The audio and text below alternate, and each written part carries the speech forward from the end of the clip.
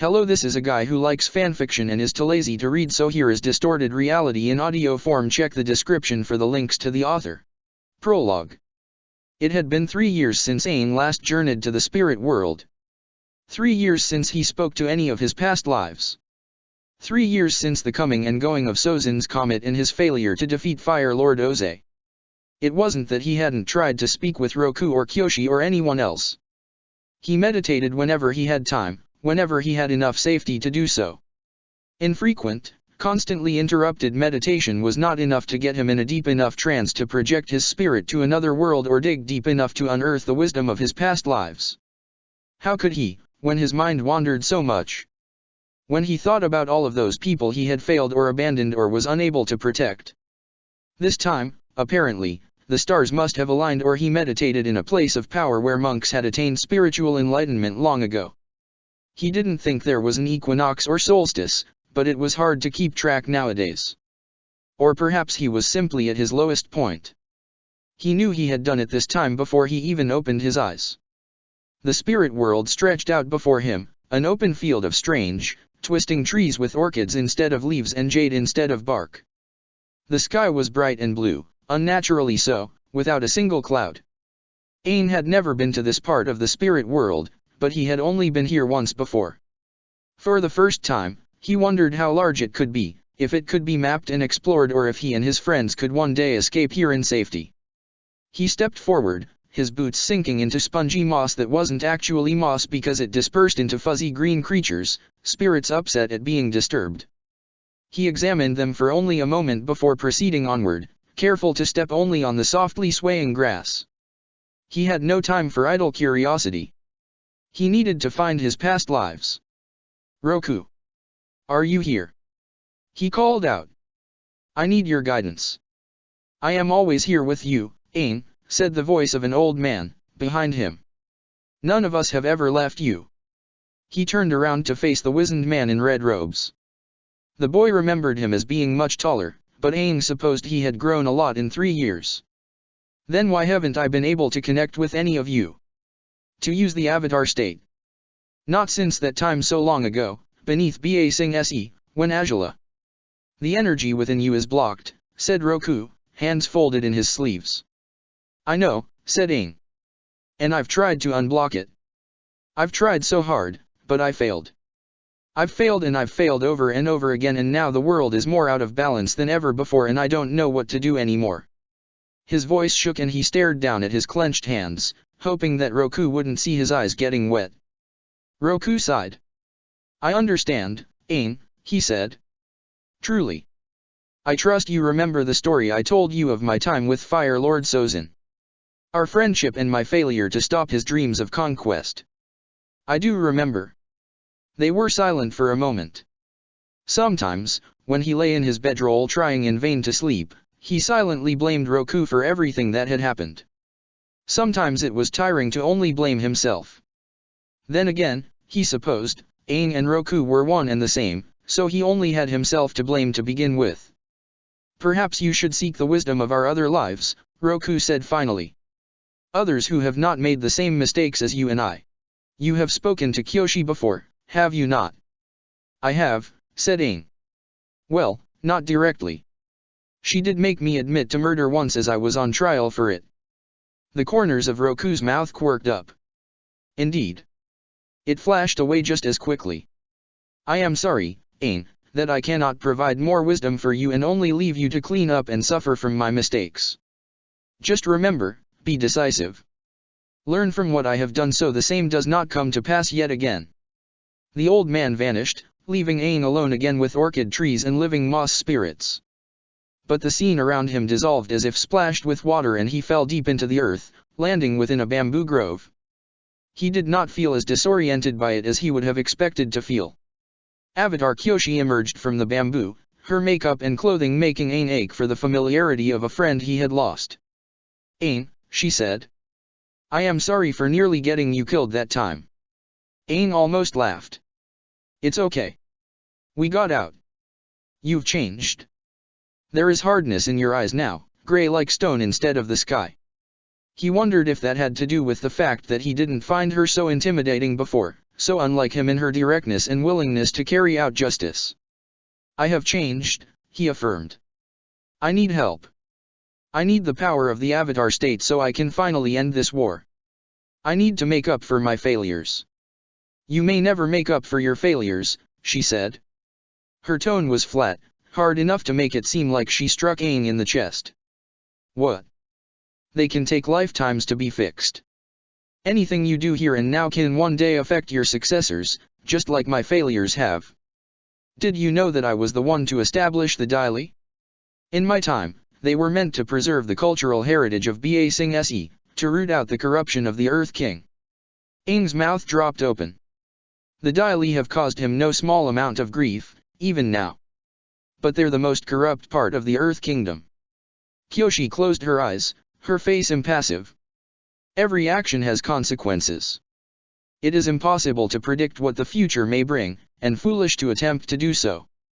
All I can suggest is to be swift and decisive now, to mete out justice where it is due, and fight not to lose yourself in it. As I nearly did, so long ago. I don't see how that's going to help me now, he said, crossing his arms. Go back further, she said. Speak next with Avatar Kuruk. She vanished. He vanished, too, before he could even say a word. He found himself in a swamp next, his head on a stone as the rest of his body lay in brackish water. He pulled himself up, disgusted, the smell clinging to his hair and clothes. He wished he could bend it off him, but bending was impossible in the spirit world. With a start, he found himself recognizing this swamp. This was the only part of the spirit world he had been to before, back when he visited Koh the Face Stealer. He wiped his face of all emotion. That was much easier for him now. A form in blue and white emerged from the fog, a spear of wood and bone in his hands and the visage of a wolf on his head. It took Aang a moment to realize he was a man in a wolf helm like Sokka sometimes wore and not a man-wolf spirit hybrid. You must be Avatar Kuruk, Aang said. And you must be Aang, said the man. He wore an easygoing smile. Nice to finally meet you. Can you help me? Aang asked. I need your wisdom. I need a way to access the Avatar state. Hate to break it to you, kid, but I was never really known for my wisdom in life, he said, sticking the end of his spear in the mud. I was a go-with-the-flow kind of avatar. I was lucky enough to live in a time of peace where I didn't really have to do much. But my life was fraught with failure, too. I left the affairs of the world to my much more responsible and capable friends. But I was punished for my complacence. Koh the Face Stealer kidnapped someone very important to me and I've been hunting him down ever since. Even now. He hefted his spear again, turning away from Aang. So I leave you with this. Fight for what's important to you. Never let it go, but never let it get in the way of doing what you need to do, either. And what's that? Aang asked, but Kuruk disappeared again into the fog, perhaps in pursuit of his greatest enemy once again. The fog thickened, obscuring his view so much that Aang couldn't even see his own hand in front of his face. When it finally dispersed, he found himself sitting atop a mountain in the lotus position beside an air nomad nun, her arrows displayed prominently on her shaved forehead.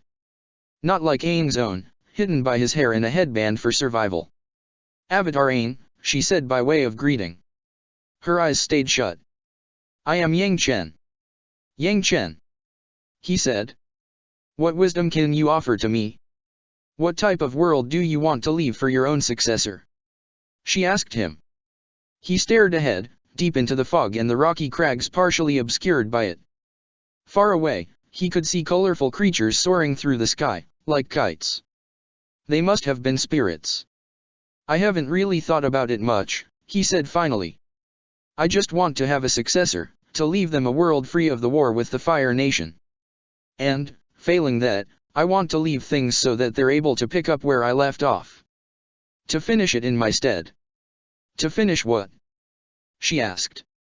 He hesitated to answer for a moment. He looked away from the sky, as if afraid of what his own people would hear him say.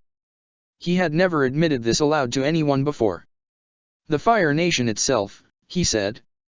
To do to them what they did to us, Yang Chen. Our people. She didn't twist in her seat to look at him, didn't so much as open her eyes. I do not believe you truly think that, Aang. He was about to open his mouth to protest, but she continued. You were raised by monks and taught to value all life, as I was. And I did value life, but also recognized the necessity of death. I put the needs of the world before my own spiritual beliefs, as any avatar should. And the world needs balance. At that, she finally opened her eyes and turned to face him. With the way the world is now, it may never achieve balance, he said. Everything's different now. The airbenders are gone. They may come back, one day, she said. She smiled. You never know. Have hope. She turned back to face the open sky. Besides, don't you have a close friend who is a firebender? Do you mean to eradicate him, too? Aang bit his lip. Of course not. Zuko's not like them. But obviously Zuko would never let him do that. He knew it was unrealistic and desperate, and he did not have the power to make it happen, anyway. I know, okay? It's stupid and it'll only make things worse. He sunk down next to her again. I just feel so helpless. Everything is so wrong. This is not how things were supposed to go, she admitted. But to go further, we think it is time for you to see the world from another perspective. To take what you have learned and fix things so your successor can live in a time of peace and balance. Who is we? And how? What do you expect me to do? All of us. Roku appeared, floating in front of the great chasm before Aang and Yang Chen. Kyoshi appeared next to him. We've decided together. You will do it all over. Then he saw Kuruk. Learn from your mistakes. And change them. Yang Chen turned toward him, placing a head on his forehead. All of his past lives cycled in his vision, floating past him and spinning and pulling him apart and putting him back together, hurtling through space and the stars and seeing unrecognizable faces from every nation that he knew better than anyone else, ending with a man with messy hair and blinding white light. He was unknowingly ancient and young at the same time, and his hand, like Yang Chen's, was on Aang's forehead. Good luck, Aang. Book 1, Fire. Chapter 1, The Boy in the Volcano. Uncle had told her once, years ago when she cared for stories such as these, that the twin volcanoes began protecting the island after the last firebenders had been taken.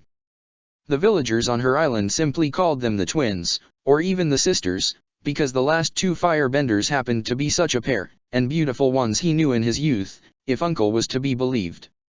Stalwart defenders that stood on opposite sides of the island, it was said that they began erupting the very next day after they had been taken from its shores, steadily draining lava into the sea for all the years since with no sign of stopping. The water tribes didn't dare to approach, too afraid of the poison sea to reach the village nestled in the valley between the twins. Her uncle had believed that the volcano spirits protected their little island, but the water tribes had proved him wrong not long after that. That had been when she stopped listening to his stories. The raven-haired girl sighed at her brother as she chased him through the dense jungle, pushing aside dewy palm ferns as they ventured further and further from established trails. He refused to listen to her taunts about him being an incompetent hunter, which only seemed to spur him on. She didn't even know why she came out here to hunt with him, her sense of irritation growing like a stoked flame when sweat dripped from her brow. Her face twisted into a grimace as she and her brother continued to chase their elusive prey. They nearly had a whole village to feed, so couldn't they get a break? Zuzu, you really need to work on your hunting skills, you know that, she said to her older brother. She came across an ancient statue of one of her tribal ancestors, just a giant head now, cradled in the crook of a massive tree's roots, the trunk high above her. It wore a placid smile that taunted her just as she taunted her brother. Zuzu, where are you? She sang. Shut up, Azula. He whispered, his voice a harsh whisper.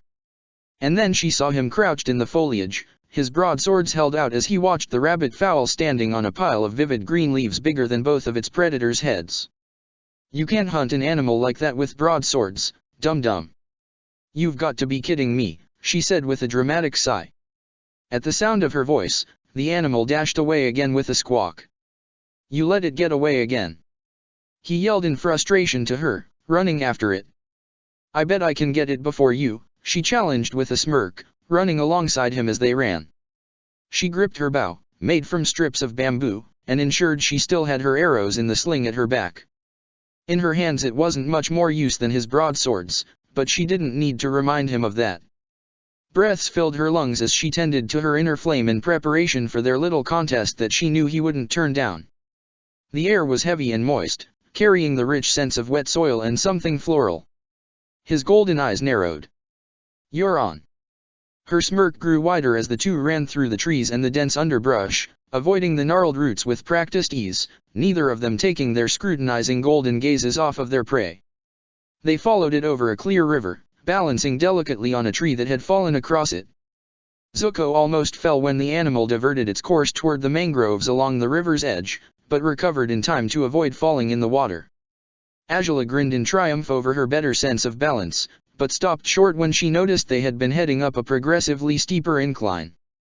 Azula looked up at the long mountain pass stretched before her. The foolish creature ran right up the rocky, dangerous road through the mountains. Even Uncle didn't know what lay beyond. "You go first," Azula dared her brother. "What?" "No, this place is forbidden, you know that," he said, taking a cautious step back. "Ah, my big brother is trying to abide by the rules like a good little boy," she said in a mock baby voice. "Honoring Uncle's rules, like always. It's not like the place'll explode." "What are you talking about?" "That's where the volcano is. You know what those are, don't you?" "They explode," he said to her, arms crossed. She thought he looked like a petulant child. "Well, I don't know about you, but I'm not gonna give up chasing that annoying little creature so soon. I'm going in," she said, setting her jaw and leading the way up the mountain slope, the one the village called the elder sister, though Azula could never figure out why, or how they could tell. Weren't they supposed to be twins? Vegetation grew much sparser here, unable to pierce the blackened earth blanketing the soil. Uncle had said that one day all kinds of things would grow here, as this would make the soil much more fertile over time. But that day hadn't come yet. Zuko groaned. "Why do you have to be like this? If you die, it's not my fault," he said. Azula just laughed to herself in a way that she hoped demonstrated bravado. The siblings walked forward slowly as the heavy, rotten smell of sulfur hung in the air. The heat rolled over them in waves, causing even more sweat to fall from their brows. Azula looked up at the sun as if trying to convince herself that, as a firebender, the heat shouldn't bother her this much, but even as the thought crossed her mind she envied Zuko and his sleeveless vest. Zuko wore dark red trimmed with yellow and black boots. He couldn't have been much cooler than her, she told herself, in a thin short-sleeved robe with the same color scheme and a yellow sash tying it together at her waist. After a few minutes of walking, they came to an opening in the path where steam and hot gases belched from vents in the earth with hisses. Azula had to remind herself that there wouldn't be any ferret snakes up here. She walked forward without pausing while Zuko stopped behind her. "Coming?" she asked him, looking over her shoulder. "Are you crazy? It's only getting even more dangerous." "By now, the thing's probably fried," he told her. "Either that, or it left already," he muttered under his breath. "Let's keep looking. This place is pretty intriguing," she said. He hesitantly stepped forward, and when he did, a jet of steam shot from the ground right in front of him. "Zuko!" she yelled, running over back to where he stood, narrowly dodging another spurt of the scalding air. "Zuko!" she called again, unable to see him. Her heart pounded in a frantic rhythm as she searched all around and avoided blasts of steam and smells that made her feel nauseous. She felt ready to choke, the sulfur seemed everywhere, in her lungs, stinging her eyes. "Zuko!" she shouted, her voice betraying anguish. No, he couldn't be gone, this was all her fault, she made him come. He was practically all she had left. She threw her arms up into the air, pulling them down again as she shouted for her brother with a stomp of her foot. "Zuko, stop hiding. You have to be here." A crack as loud as thunder ripped through the rock wall next to her, causing her to jump back with fright. Magma surged from the gaping mound like blood, forcing her to scramble away and further up the mountain pass to avoid being burned or worse. A red glow pulsed from within the crack like a heartbeat. The gap widened and the earth rumbled as if the sister bellowed in pain. Azula's eyes widened when a shaft of white light erupted from within the wound, blinding in its intensity and unlike anything she had ever seen before. Azula! A familiar voice called out. Relief washed over her when she saw a pale hand reach up from the cliffside, gripping the rock as he tried to pull himself back onto solid ground. She thanked Agni for perhaps the first time in her life, grateful that he had managed to grab hold of something as he fell. She ran over to pull him up, and with their combined efforts, Zuko climbed back on the mountain pass and they retreated far from the rapidly cooling lava, panting with exertion. She fell to her knees and gave a weak laugh. Zuzu, you're such an idiot, falling like that. What did you do? He asked, looking over to the cracked rock which still webbed across the side of the mountain. What would happen if the sister opened up and unleashed all of her rage? This side of the mountain faced the ocean, but that sort of thing still couldn't bode well for their village in the valley. Wait, you think I did that? She asked with shock. She regained her composure and narrowed her eyes. Not possible. Firebenders can't bend lava no matter how good they are. You're the only crazy bender around here that I know, he answered, throwing his hands up in the air. The wall exploded outward, thankfully far enough from both of them that the convection didn't burn. The magma surged within and a gargantuan semi-translucent stone toppled out, like a ruby orb, rapidly cooling as it became exposed to the air. Zuko shouted in alarm and turned to her as if she had all the answers. What is that thing? Azula narrowed her eyes when she saw the dark shapes inside the stone. Wait, there's someone inside. She pushed herself to her feet and walked over to it, curiosity winning over caution, and examined the fiery red stone closely. What kind of material was this? The person inside of the stone had their legs crossed and their fists pointed into each other, with glowing white arrows on the backs of their hands and on the forehead. The figure seemed bald. What the? And then the eyes opened, glowing just as bright as the stone and the arrows. Azula let out a small gasp. He's alive. We've got to do something, she said to her brother. She widened her stance, holding out one hand. Her palm faced the stone as she braced her wrist with her other hand, and taking a deep breath, she forced her energy into it. A ball of flame shot out of her hand, but it did nothing to the stone. Azula! It could be dangerous. Zuko yelled at his sister. Even from what they could see, the stone was bigger than any statue in or around their village, with much of it still concealed inside the mountain. The magma that had gushed out of it already began hardening into volcanic rock. Azula kept blasting the stone with fire, but it did nothing until hot air burst from a crack in it, pushing her back. Zuko caught and braced her as more cracks split the rock with all the fury and noise of a typhoon. One huge rift split it up the middle and smoke and steam flooded their vision, broken only by a brilliant white radiance that shot straight up into the air. A wooden ship cut through the currents offshore, navigating through the choppy waters of the island chain with caution and precision. It sailed with blue masts that had a giant silver orb in the middle, the insignia of the water tribes. A boy, deeply tanned with brown hair shaved on the sides and a warrior's wolf tail pulling it back, gasped when he saw a shaft of white light reaching into the sky from one of the islands they had passed. Finally, he said to himself, narrowing his icy blue eye. The other eye was missing, carved out years ago and leaving only a vertical scar over the socket where it had been before. He turned to the old woman who sat cross-legged on the deck not far from him. Grandmother, do you realize what this means? The old woman sat calmly, playing a game of Pai-Sho with the cook and eating seal biscuits. I won't be able to finish my game and biscuits. She had gray hair, and her face was lined with age, but she was as equally tanned as her grandson.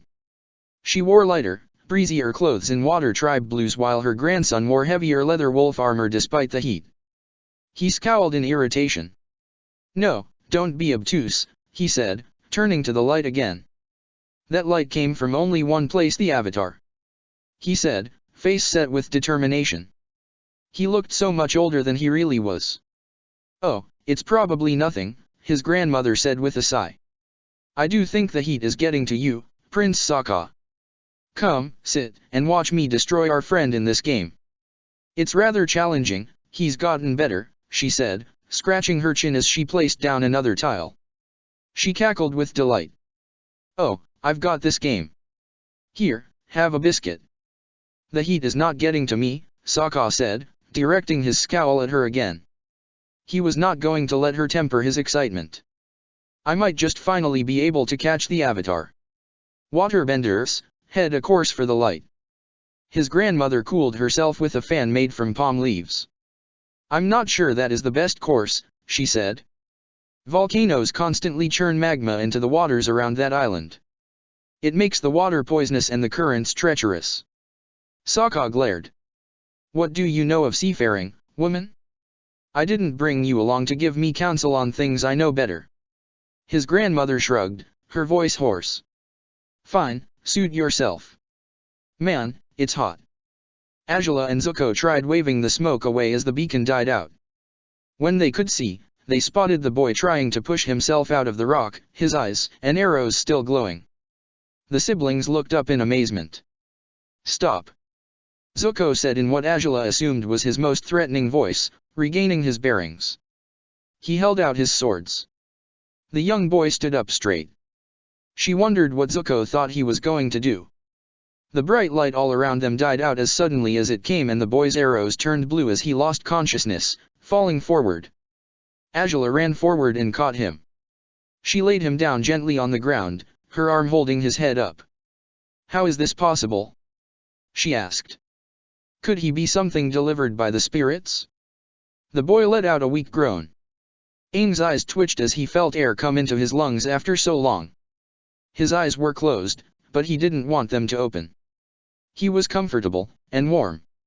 He didn't feel this truly at ease for such a long time. But then he felt his head lying against stone, and someone moving his body. He weakly opened his eyes.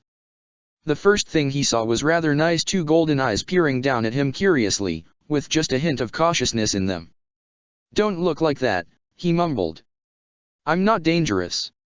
What's he saying? Another voice asked. The deep voice didn't fit the pretty girl. I can't tell, the girl shushed the boy. Wait a minute. Golden eyes. Black hair. Eyes as sharp as a hawk's. Azula. His awareness hit him full force. The first thing he did was thrust his hands forward, producing a mass of air that struck the girl, sending her flying backwards. He stood up with another gust of air, his movements pure reflexes. Azula tumbled down the rocky path. Where am I? What did she do to me? He didn't have time to ponder it, right now he needed action. What are you doing? The deeper voice roared. Next thing he knew, someone attacked him with broadswords, reckless swings that Aang easily dodged. He spun quickly and launched the boy into black volcanic rock that stopped his fall. He got into a stance. No more running from Azula. He decided that a long time ago. Ignoring the boy, who ran toward him again, he ran full speed toward the girl who tumbled down the path. He didn't notice that she lacked her normal cat-like movements and that she was oddly clumsier than usual. He didn't even realize that he wasn't bending any other elements, the air came so easily to him. He pulled back his arm once he gained on the girl, ready to strike her, ready to finally end her. Stop! A voice desperately shouted, and he suddenly felt force against his arm, grabbing him and pulling him back. Aang looked at him with anger. Let me go. Leave my sister alone. The boy yelled. Aang froze. His sister? Now, he finally looked closer at the boy, a little taller than him, maybe around his age. His eyes were just as golden as Azula's. Now he recognized the face. It was Zuko. But he was different. He had no scar. What? His gaze hurriedly switched to Azula. She knelt on the ground, looking up at Aang with fear, but also with the determination to defend herself, hands curled into fists. And then it hit him. This wasn't Azula. It couldn't be. She did not have the coldness, the lack of mercy, or the condescension in her eyes. I'm sorry, he said, his voice catching in his throat. He couldn't look at her. I thought you were someone else. So you attacked her? Zuko asked him, still full of anger. Tell us who you are, Azula demanded. Those attacks, I couldn't see any of them. Are you an airbender? She stood and dropped her combat pose, framing her chin with her thumb and forefinger, peering at him. Yeah, Aang answered, scratching his head. She forgave him, already? Or was she still just shocked? As he scratched his head, he realized something else. He didn't have any hair. After the failed invasion on the day of the Black Sun, he decided to let his hair grow out again. But now, he was bald. Again. How'd you get in that firestone? Zuko asked, arms crossed. He seemed to hold back his anger, for the time being. Azula, on the other hand, looked more curious than anything. What? Aang asked, looking around him. He laid his eyes on the red stone, now devoid of glowing energy. This all seemed familiar. What was going on? Could it be? He jumped up with the aid of air, landing on the inside of the stone. Yes, it was the same. Appa curled up in the hollow stone, a mournful groan to signal his waking. But how? How did he and Appa end up like this? Last time he remembered, he was with Avatar Yang Chen in all of his other lives, including one he didn't recognize, far more ancient and primordial than any other. Yang Chen had wanted him to abandon his regular mission for the time being, and make new friends. She said he needed to see the world from all perspectives. Was this what she meant? Was he on some kind of crazy spirit quest? His chest burned with all the things he didn't know, unless that was simply the volcanic gases seeping into his lungs. Appa, wake up buddy, the Avatar said to his bison. He climbed onto his head and pulled open his eyelid, but he didn't move. He went over to tug on his mouth as Zuko and Azula walked around to see what he was doing. Zuko gaped just as Appa woke up and licked Aang. What on earth is that? Zuko asked, holding his sword in front of him, in case Appa attacked him too. Appa, my flying bison, Aang answered, with a ghost of a smile on his face. Appa began to inhale, unleashing a mighty sneeze that Aang ducked beneath in time. A mess of green goo launched toward a gaseous vent and plugged it just in time for a burst of steam to shoot and make it bubble and burst. Azula grimaced. Ugh, that's disgusting. That thing can't fly, Zuko stated, his voice solid and certain. That's impossible.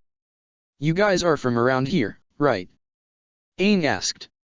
Zuko pointed his swords at Aang again and glanced sidelong at his sister. Don't answer that. He probably signaled the Water Navy. He's a spy. His accusatory tone cut through to Aang in a way that the swords couldn't. Aang's eyes widened. Did you just say? The Water Navy. His voice and his legs felt weak and nearly buckled. Duh, who else? He thought that was Azula, but suddenly he felt lightheaded and dizzy. What's wrong with him? Zuko asked. I don't know, but there's definitely something weird about him. First he attacks us, and now he's having a seizure or something. You know, I don't really care, Zuko said, folding his arms. Aang fell to his knees, clutching his head. What was going on? Did his previous lives just dump him into some twisted, separate dimension? Am I just dreaming? Tell me everything you know, please, he said to them, looking up at the two. He chose to just accept the possibility that he was dreaming. Why should we? Azula scoffed. First you attack us, then you go crazy, and now you just expect us to do what you want. So it's the Water Tribe, as in, waterbenders, that's controlling the world? He asked, voice unsure, ignoring her protests. Of course, everyone knows that, Zuko said, speaking slowly. Ugh. I think I feel sick, he mumbled. Please, tell me everything about the war. It's been going on for 100 years, Azula informed him. 100 years ago, the Water Tribes invaded all the other nations, and they were winning. The Earth Kingdom and the Fire Nation fought back, but they wiped out all of the air nomads, she said, adding the end almost like a weak afterthought with a look of sympathy that he thought didn't suit her at all. I thought that might happen, he said with a sigh. Keep going. The two looked at him oddly as he casually dismissed the destruction of his people, but Zuko continued. Our father and most of the adults in our village went off to fight. I'm the last firebender in the whole southern archipelago, Azula said with a sigh. My father looked all around for a master, but I haven't been able to find any. Anyway, I'm Azula, and this is my dum-dum brother, Zuko. Shut up, Azula. I don't think you're a Water Navy spy, she said, inspecting him from all sides and ignoring her brother. By the way, it's considered polite to tell us your name after we've introduced ourselves. Oh. My name's Aang, he said, offering a weak smile. Just go along with it. I'm just dreaming. Doesn't matter, Zuko said, turning around back to the path. I'm leaving. I need to protect the village. I don't believe him. Excuse my idiotic brother, Azula said to Aang. Zuzu, he's an airbender. The only one in 100 years. He's kind of interesting. That's the only reason why I haven't immolated him yet with my fire bending for almost knocking me off the mountain. You wouldn't be able to do that anyway. Zuko turned around, his outburst sudden, but he snickered at her. You lost, Azula. Well, he surprised me, Azula protested, crossing her arms. As the two siblings bickered, Aang thought to himself. How am I going to wake up? He tried pinching himself, but it hurt. Oh, Zuko. And Azula, he said. This will take some getting used to. Appa can give us a ride. I'm not riding on that thing, we're walking, Zuko said. Aang remembered another incident, way back when he first came out of the iceberg in the South Pole, but before Zuko could walk much further he stopped in front of the blazing hot lava that spilled over the path down the mountain. Aang stepped in front of him and swiped his staff over it with cool air, making the redness die down into an uneven path of black rock. Oh, he might need some rest anyway, Aang said, remembering. Let's go, Appa. The bison groaned tiredly, walking slowly around the stone to join them on the cooled path. He didn't seem distrustful of Azula or Zuko. And then Aang wondered. Was this Appa the same one that went through all of his adventures with him, back in the normal place? Did he have the same memories and experiences as Aang, or was he in that stone for 100 years? Appa couldn't really talk to him and confirm it or anything. He folded his arms and thought for a moment. He looked at Azula again, her black hair not as sleek as it normally was, her face somewhat more tanned from a life in the sun, her nails not as sharp, and her eyes not as cruel. Why are you staring at me? She asked, turning to look at him. Oh, nothing, he replied. Then he remembered. The real Appa had a scar on his back right leg, a long gash cut into him by Mai. Aang sifted through the white fur, looking for the scar. Nope. Nothing, he thought. He was alone in this dream. If anything, that proved that none of this was real. It couldn't be. He slapped himself. What are you doing now? Azula asked, narrowing her eyes at him. Told you he's crazy, Zuko whispered to her. There were, lava glow bugs on my face, Aang quickly lied. Azula and Zuko raised an eyebrow. Sokka remained on the deck of the ship, not taking his eye off of the approaching shore. He didn't want to admit that their progress was slower than he had intended, his grandmother had been correct about the treacherous currents. He knew underwater volcanoes could have an effect on the sea, and that geothermal vents far below could sink ships no matter their size, so he had the waterbenders fight against that specifically as they sailed. But he didn't count on floating pumice stones barring their path, coating the sea in a film that looked matte brown from a distance. They had to push those out of their way as they sailed, but it was no different from the icebergs at home. They could do this. Prince Sokka, I'm going to bed, his grandmother said from behind him with a yawn. An old lady needs her rest. So do you. Off to bed. You can't tell me what to do. Sokka barked without turning to the old woman. Haven't you learned yet, or are you going to continue being stubborn? The Avatar is close. I know it. She sighed. Even if you're right, and the Avatar is alive, your father and ancestors have all tried and failed. I know that, Sokka said, tracing his hand over the scar of his empty eye socket. But I'll succeed where they failed. I have to. I can't give up and I can't seem weak.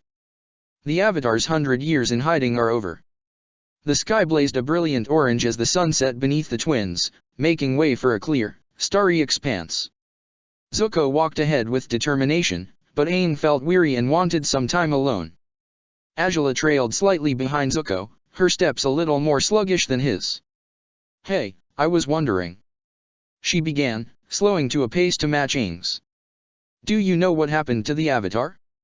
He was supposed to be born into the air nomads. What?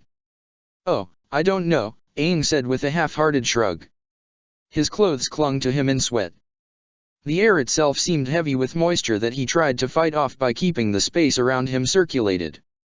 He listened to the chorus of evening insects and tropical birds all around them as he swatted away gnats swarming in clouds every few feet, but with every puff of air more seemed to replace them.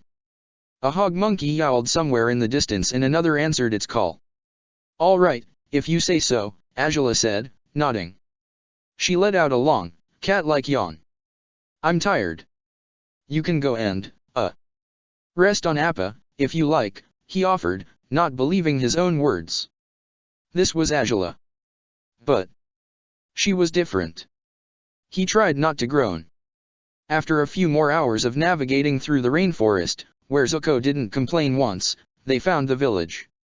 It was well into the night, and it seemed deserted, but there were a few torches lit. Most of the structures were wooden, surrounded by a small wall of sticks and brambles. You can sleep in this one, Azula said, gesturing to one of the few structures not made of wood, near the entrance. It was little more than a simple lean-to, but Aang had slept in worse. The firebender jumped off of Appa and led him to it. It's not much, but you'll be fine. Night. Night, he mumbled, collapsing onto a heap of blankets. Sleep mercifully came to him and he hoped he would wake up back with his friends. He fought in a mass of people, blood, and dead bodies all around him. Everything burned. Lightning cracked through the sky as the enemy firebenders drove the rebels back. A fireball soared through the heavens, heading towards the earth, bestowing the firebenders with unstoppable power. Aang fought using the full rage of the Avatar as his allies fell around him, one among them being Zhang Zhang, who had 10 firebenders all around him as each of them fought with as much strength and power as Aang. The firebending master, as skilled as he was, fell to the inferno. No! Aang shouted, waking up. Aang, what's going on? Azula asked, storming into the small tent. She stumbled over him, not expecting him to be sitting up. I'm sorry, Aang said to her, hugging his knees. It was just a bad dream. Oh, well, come on then. Everyone wants to see you. She pulled him up and outside, and the sudden, sweltering heat made him sweat all over again. Aang, this is our entire village. Everyone, this is Aang. He looked over the cluster of people, mostly children and elderly, and the village beyond them. Many of the homes, now that he could see them clearly in the sunlight, seemed much more solid than the structures in the Southern Water Tribe ever did. Some had multiple floors, with tiered outsides in the Fire Nation style and trimmed in yellow paint. A village shrine rested in the center, upon which painted scrolls of ancient figures hung with incense sticks below them as a tribute to their ancestors. Just beyond the northern wall, he saw the ruins of a stone temple claimed by the trees around it, its shadowy entrance yawning with a frame of coiling roots. Beneath the tree bark, he could just barely see a splash of color, all the colors of a rainbow, in fact, though it had long faded with age. He hadn't seen temples like that in the Fire Nation since before he had been frozen in the iceberg. Nice to meet you, Aang said, grinning sheepishly. He hadn't been put on the spot like this in so long. His eyes fell on one particular man with a pot-belly and a topknot wearing an easygoing smile. Iroh. He looked the same as ever, so achingly familiar that he felt a painful sensation in his stomach. Azula continued. He's an airbender. Now they looked interested. An airbender? Iroh asked, stepping forward. I have never met one. It is an honor. He's our kooky uncle, Azula informed Aang. Iroh gave him a wide grin. Call me uncle. Is that a glider? He asked, pointing to his staff. Of course, Aang smiled. He's alive. I can see him. Iroh had helped so much and had become so close to all of them. To think that Azula, the girl standing next to him, had ended his life, it was unfathomable. Want to see it in action? That would be most wonderful, Iroh said with an excited grin. He hadn't changed at all. Aang unfurled the glider's wings, soaring up into the air as a skeptical Zuko watched in awe. Most of the children cheered. When Aang landed again, many of them crowded around him while even Azula looked interested. Zuko grumbled to himself. Iroh approached Aang with joined hands and an eager glint in his eyes. I'm sorry to interrupt, but Azula has errands to finish. The firebender rolled her eyes but walked off. Now, Aang, would you like to talk over some tea? I would love to hear some of the stories of your people. Aang grinned. Sokka stood on the deck of the ship once again, but this time he didn't face the approaching shore. 3 Water Navy soldiers stood in front of him while his grandmother sat off to the side. The soldiers got into a stance. Again, she commanded.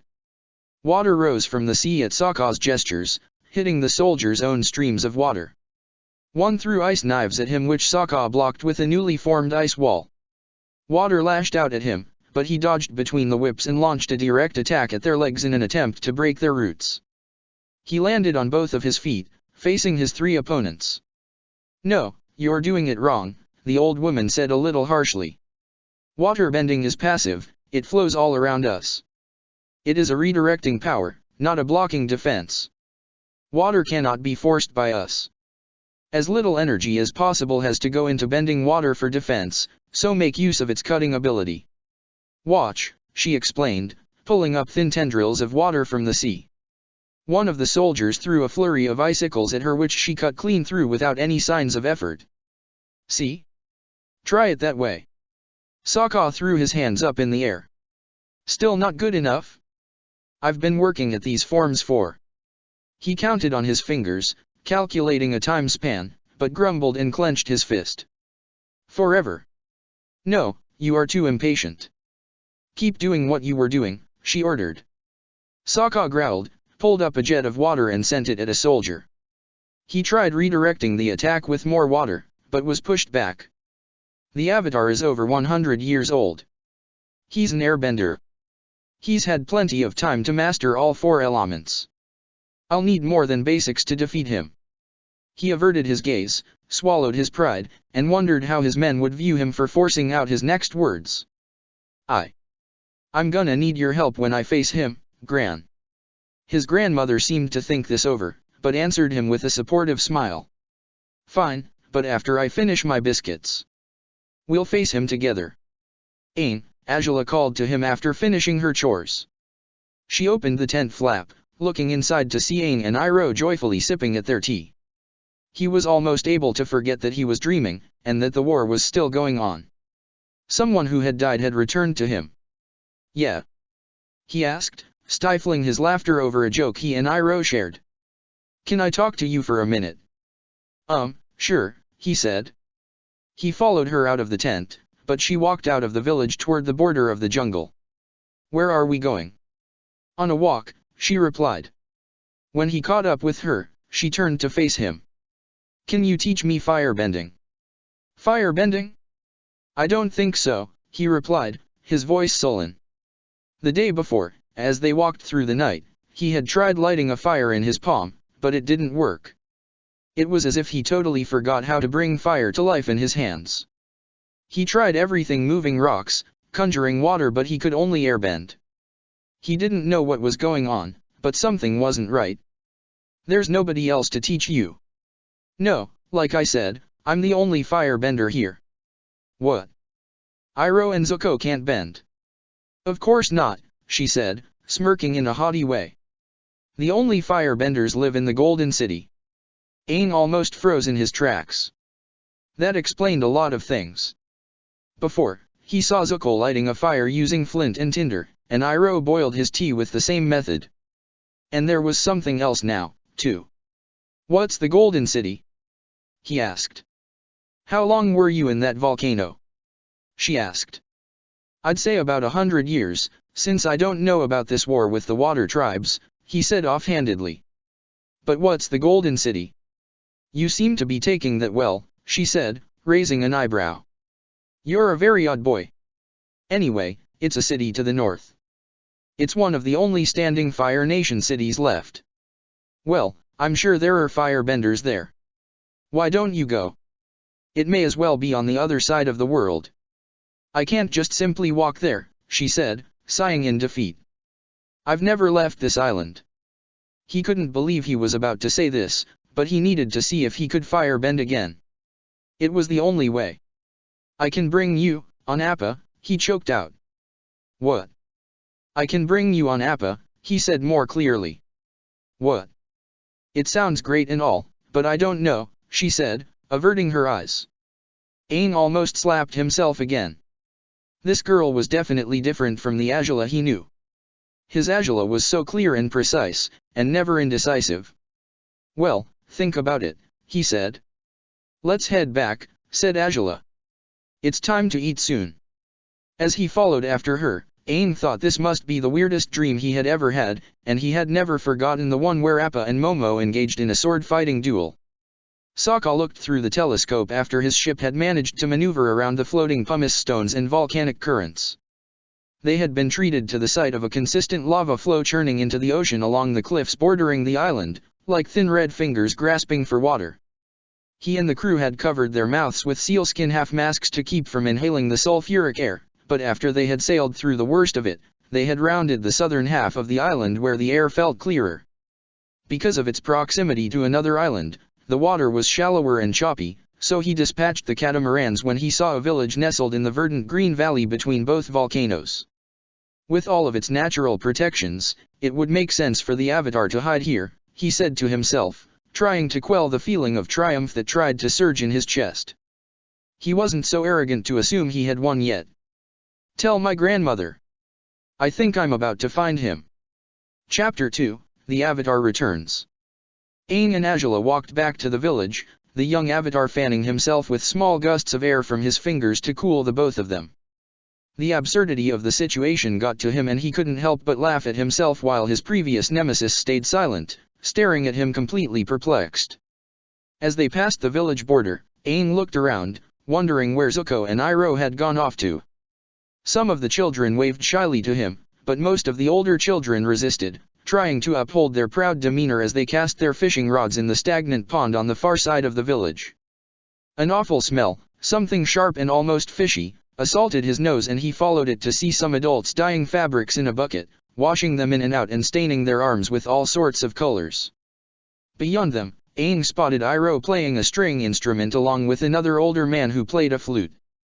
Life bustled here in a way Aang hadn't expected and he couldn't help but be impressed with his brain for imagining all these details. There are a lot more people here than I thought there would be, Aang said to Azula.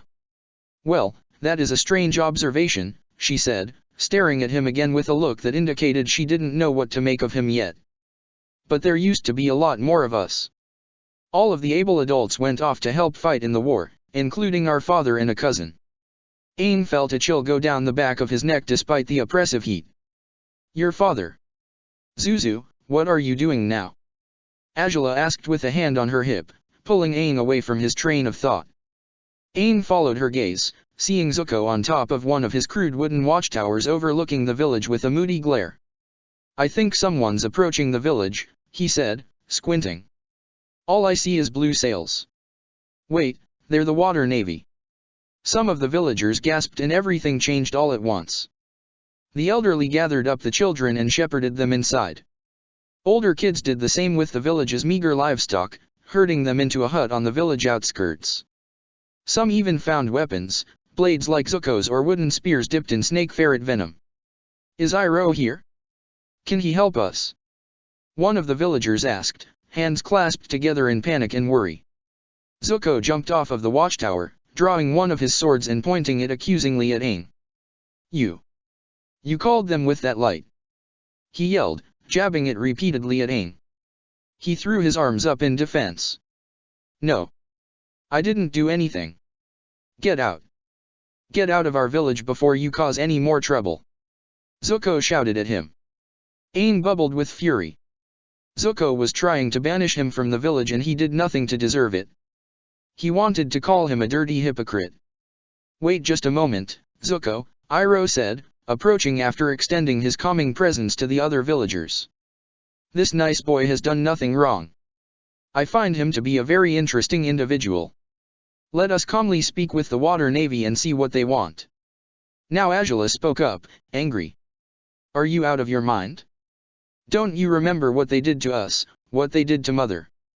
Iroh was effectively silenced. Fine, forget it, I'm leaving, since you want me to go so badly. Aang yelled back to Zuko, unable to bottle his anger up anymore. Azula bit her lip. Aang, wait, she said, turning to him. We need your help. Please, stay. Azula, he's siding with them. Zuko yelled at his sister. I'm not taking orders from you, Zuko, she said, her voice edged with danger and her eyes hard.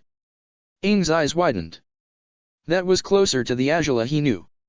He's staying. Now Zuko was silenced. I suppose I'll try to come up with a plan. Prince Sokka prepared for a battle, expecting the Fire Nation rabble to try and fight against them, as wild as they were. He was willing to keep the village unharmed as long as they gave him the Avatar. The Avatar himself was going to be a formidable enemy. He outfitted himself in wolf armor of the toughest leather available. The men accompanying him wore the same armor, but wielded bone weapons and durable shields made from shell and bone and coated in a hard resin. Sokka himself was unarmed except for 2 pouches of water on his hips. Finally, he put on his wolf-like helm, the creature frozen in a menacing growl. He was ready to face the Avatar, his destiny. Aang was safely hidden away in one of the small huts, as Azula wanted him to. He was going to be kept their little secret, for now. It was unknown what the Water Navy would do to one of the air nomads who were supposedly extinct for the last 100 years. Azula stood proudly at the gate of the village, while Zuko stood on guard on top of his makeshift tower. The catamarans approached from the south side beaches, a stretch of the island mostly uncovered by the jungle from village to shore. One man in the leading boat stood erect, his hands clasped behind his back. Zuko gulped, but went down to meet his sister, readying his swords. Once the small boats hit the shore, the Water Tribe men unloaded their buffalo yaks off the vessels and rowed toward the village. The enemy dressed like wolves reached the village shortly, looking very imposing and dangerous on their steeds. Only one had foregone the use of armor, an old woman who trailed behind them. Zuko and Azula took a step back. Where is he? Their leader asked them, looking out behind them. Zuko realized that the rest of the village was there, backing the 2 of them up, brave men and women, even children, who refused to give up without a fight. Not again. But who was he? Were they looking for their spy, Aang? The man stepped forward, walked right past the 2 siblings and stopped in front of the villagers. He grabbed Iroh. Is this him? Are you the master of all elements? Nobody said anything. Take him away, he said to his soldiers. Get away from him. Zuko yelled, running up to the Water Nation man with both of his swords. He swung them both erratically, but the soldier did easy work of him. The waterbender ducked under his blows and sent a sphere of water into his gut. Zuko fell back onto the ground. He rolled backwards, clutching his stomach in pain, but quickly regained his bearings and ran toward him again. This time, the water struck him twice in the face before Zuko could even get to him and slapped him to the ground again. Azula's voice rang out, pointing at the soldiers with a command. Now! Shoot the darts! The villagers pulled bamboo tubes from their pockets, blowing on them as one. Their blow darts launched in a flurry toward the line of enemy warriors. Many missed or failed to pierce their leather armor, but some struck true. The darts, coated in a poison made from the skin of a cobra frog, induced heavy sleep a few minutes after striking. Zuko had to give his sister credit for coming up with the strategy in a matter of minutes. Most of the time the blowguns were used for hunting, but the first time he tried it he accidentally stuck himself with a dart, slept for a whole day, and swore them off ever since. Fire Nation trash, the leader snarled, and from the growl of his voice, somehow he seemed kind of young. Azula threw herself forward and punched him right in the jaw before he could retaliate against the villagers, her fierce gaze a force to be reckoned with. The Water Tribesman seemed like he was about to attack her, too, but a blast of air threw him off of his feet and into the thin wooden wall of sticks bordering the village, crushing it. Zuko was dumbfounded as Aang jumped into the scene, his staff pointed at the waterbender. What are you doing? Zuko asked Aang, his tone furious. We don't need you. The waterbender beckoned for his soldiers to surround the airbender. Aang stared at the man's fierce, blue, one-eyed gaze. The other eye seemed to have been cut out, as there was a thin, nasty scar going right through it. Even with the scar, the face seemed oddly familiar. Before the soldiers could make a move, the Avatar flung his staff at the soldiers to his right, which twirled and threw off shockwaves of air, hurling them into the ground. The others moved to attack him, but he held both of his hands at his side, gathering a circle of wind. He thrust both of his hands forward, unleashing a horizontal tornado which threw them all into the other wooden wall. The leader seemed shocked. "You're the Avatar?" "No way," he growled. Zuko and the villagers gasped. "He's the Avatar?" Azula asked of nobody in particular, just as shocked as the waterbender. "I don't believe it," Zuko said, and now his tone had switched to awe. "You better believe it," Aang said to the water tribesman. "I'm the Avatar. I've been waiting for this day, training constantly." "You won't defeat me, you're just a child," he said, getting into a stance. Aang narrowed his eyes. Who was he? Did the water tribe turn into the Fire Nation he previously knew?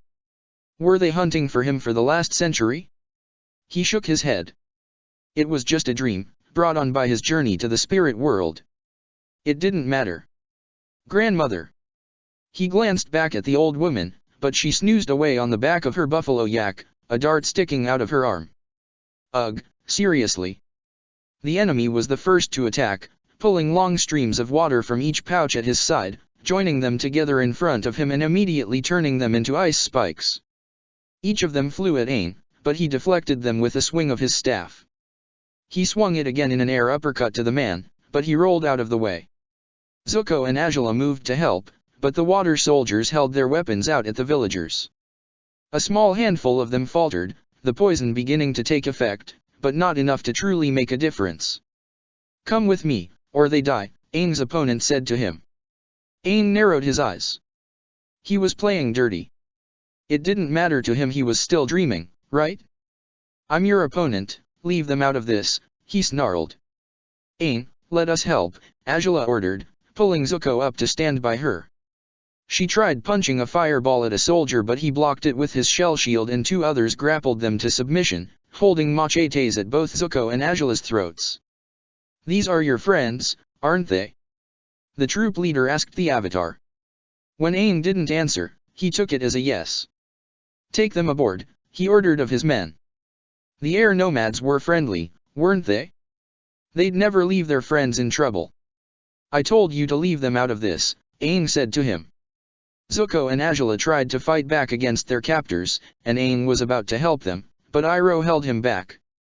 He looked up at the old man, silent, cursing his height reduction, with a questioning gaze. "Now is not the time to fight back. You can get the element of surprise later, and save them," Iroh said to him. Aang could appreciate the wisdom in that. "You'll save them, I'm sure of it. But you have to be patient and think this through. As the Avatar you have that capability, don't you?" He grinned. Aang met the gaze of Azula, who nodded once without fear in her eyes. "Give that poor boy what he wants, if only for a moment. I'm not too worried for my niece and nephew, they're both tough kids." Aang nodded to the old man and turned to the waterbender. "Take them," he said, trying not to look at Zuko, Azula, or Iroh. "We only just met. They were only a dream, they didn't matter. It would be fine." Heeding his old friend's advice, he unfurled his glider and went to seek out Appa, as the water tribesmen galloped away with a bound Zuko and Azula. Several of them had slumped over their mounts, asleep. Iroh pressed his hands together as if in prayer. "I have faith that you'll look out for them, Avatar. Always. Come on, boy. Let's go." "We're going to help Zuko and Azula," Aang said to his bison, who grazed in one of the few clearings a short way from the village. Chills went up Aang's spine as the realization of his words hit him. Shaking his head, he tugged on the sky bison's reins. Appa let out a low groan but turned around slowly. "Okay Appa, yip, yip." The creature took a running start, and then jumped up into the air, and maintained it. Aang smirked triumphantly as he steered Appa into the direction of the water tribe ship. It turned out that the ship didn't even leave yet. He didn't really expect them to after finding the Avatar after 100 years, someone who turned out to be eerily like Prince Zuko wouldn't just leave Aang behind. The person in question spotted him from the crow's nest, but the young Avatar didn't care for him at the moment. He easily batted aside some of the soldiers on deck, and then gracefully slid below to where they presumably kept the prisoners. More soldiers awaited him below, pointing their bone-headed spears at him. A huge gust of wind ripped them all off of their feet, and the airbender continued down the hall, passing woven tapestries in designs of blue and white hanging on the walls. Animal skins and layers of furs covered the floor and other parts of the walls. Some of it stretched over a frame made of bone and wood, like a drum, with crude designs painted on them that may have been stick figures going to war or a school of oddly pointy fish. He couldn't say for sure. Either they had a strange sense of decorating, or whoever had made them had no talent for art and the other members of the crew were too polite to say so. "These guys are just as weak as Fire Nation soldiers," he muttered to himself. He was surprised that firebenders weren't able to defeat the tyrannical water tribes. This ship, as the others probably were, was made of wood. He crinkled his nose when he smelled smoke. He followed the trail, seeing waterbenders frantically trying to put out the flames that were definitely not naturally produced. Angela was at the source, hurling small fireballs at the wooden ship, apparently following the same line of thought that Aang had. One of the waterbenders had enough and had been about to pin her to the ground with ice. Aang chose that moment to step into the panic, throwing the man to the wall with a blast of air. Zuko tried his best to defend his sister, recklessly attacking the waterbenders and fending them off with haphazard sword swings. Aang intervened again, easily knocking them all out. "Let's get out of here," he said to them. He skidded around the corner into the small main hallway, nearly bumping into a blue-armored man. "With the way you dismissed us so easily, I wasn't sure you'd be coming for us," Angela said. "Thanks, I guess." It was Aang's opponent from before, furious over the escape of his prisoners and the burning of his ship. "Firebender scum," he said. "I underestimated you." His one eye glared at the Avatar, and before he could draw his water, Aang swung his staff, sending him rocketing down the hallway. The Avatar sped to him ruthlessly, hitting him again to send him up and above deck. Behind him, Angela kept throwing her fireballs, causing as much damage to the ship as she could. Occasionally, she stumbled, but her brother was there to help her along the way. The effort was getting to be too much for her. Aang jumped up into the air again, ready to attack the persistent waterbender, but was taken by surprise when a sharp icicle from his enemy cut through his side, below the right arm. Aang stumbled back, registering the spike of pain. Pain. Reality. This was real? The icicle didn't pierce him, it was a lucky shot that he just barely avoided the worst of. His mouth fell agape, and everything seemed to be in slow motion as he gradually fell back, the dark blood flung into the air from his wound. He finally fell to the ground after what felt like minutes, and he looked up at his enemy. His heart beat loudly, painfully. The waterbender he fought against took off his wolf helm, revealing a shockingly familiar face, a blue eye, and warrior's wolf tail. Sokka! Something inside of him snapped, and time rushed again as he felt the unimaginable power flow through him. His eyes and tattoos glowed pure white, blinding and burning behind his vision, and the air rushed around him, expelling powerful winds that slowly brought him up into the sky. He saw, but he did not feel anything except the overwhelming numbness. A single flick of his wrist threw the waterbender off of his feet with a surge of air, and at the rise of both of his arms, torrents of water rose to his fingertips. His wound glowed and then healed over. The water came rushing down around him, throwing all of the enemy waterbenders off the ship.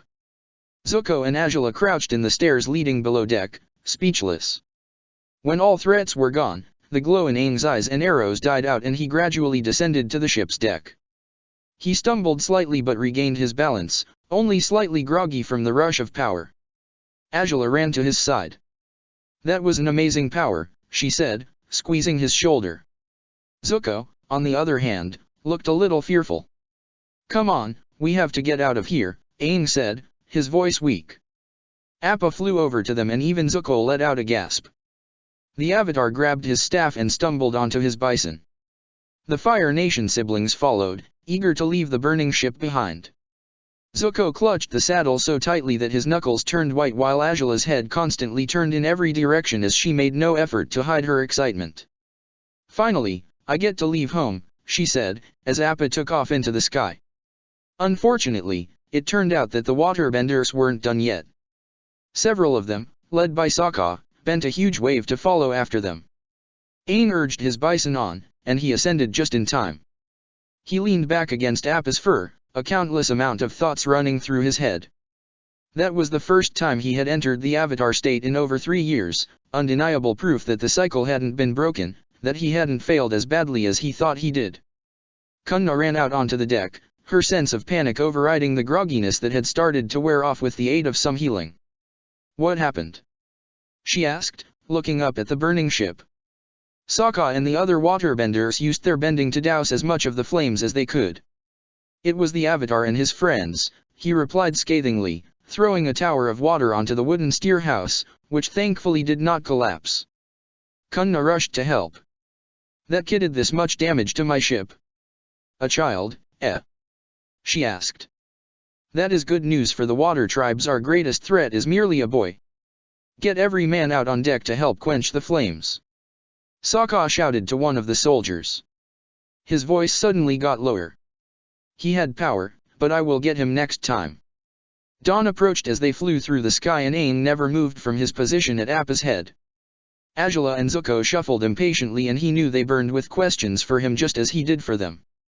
Azula finally leaned her head over the saddle, looking down on Aang as she asked her question. "How come you never told us you were the Avatar?" she asked.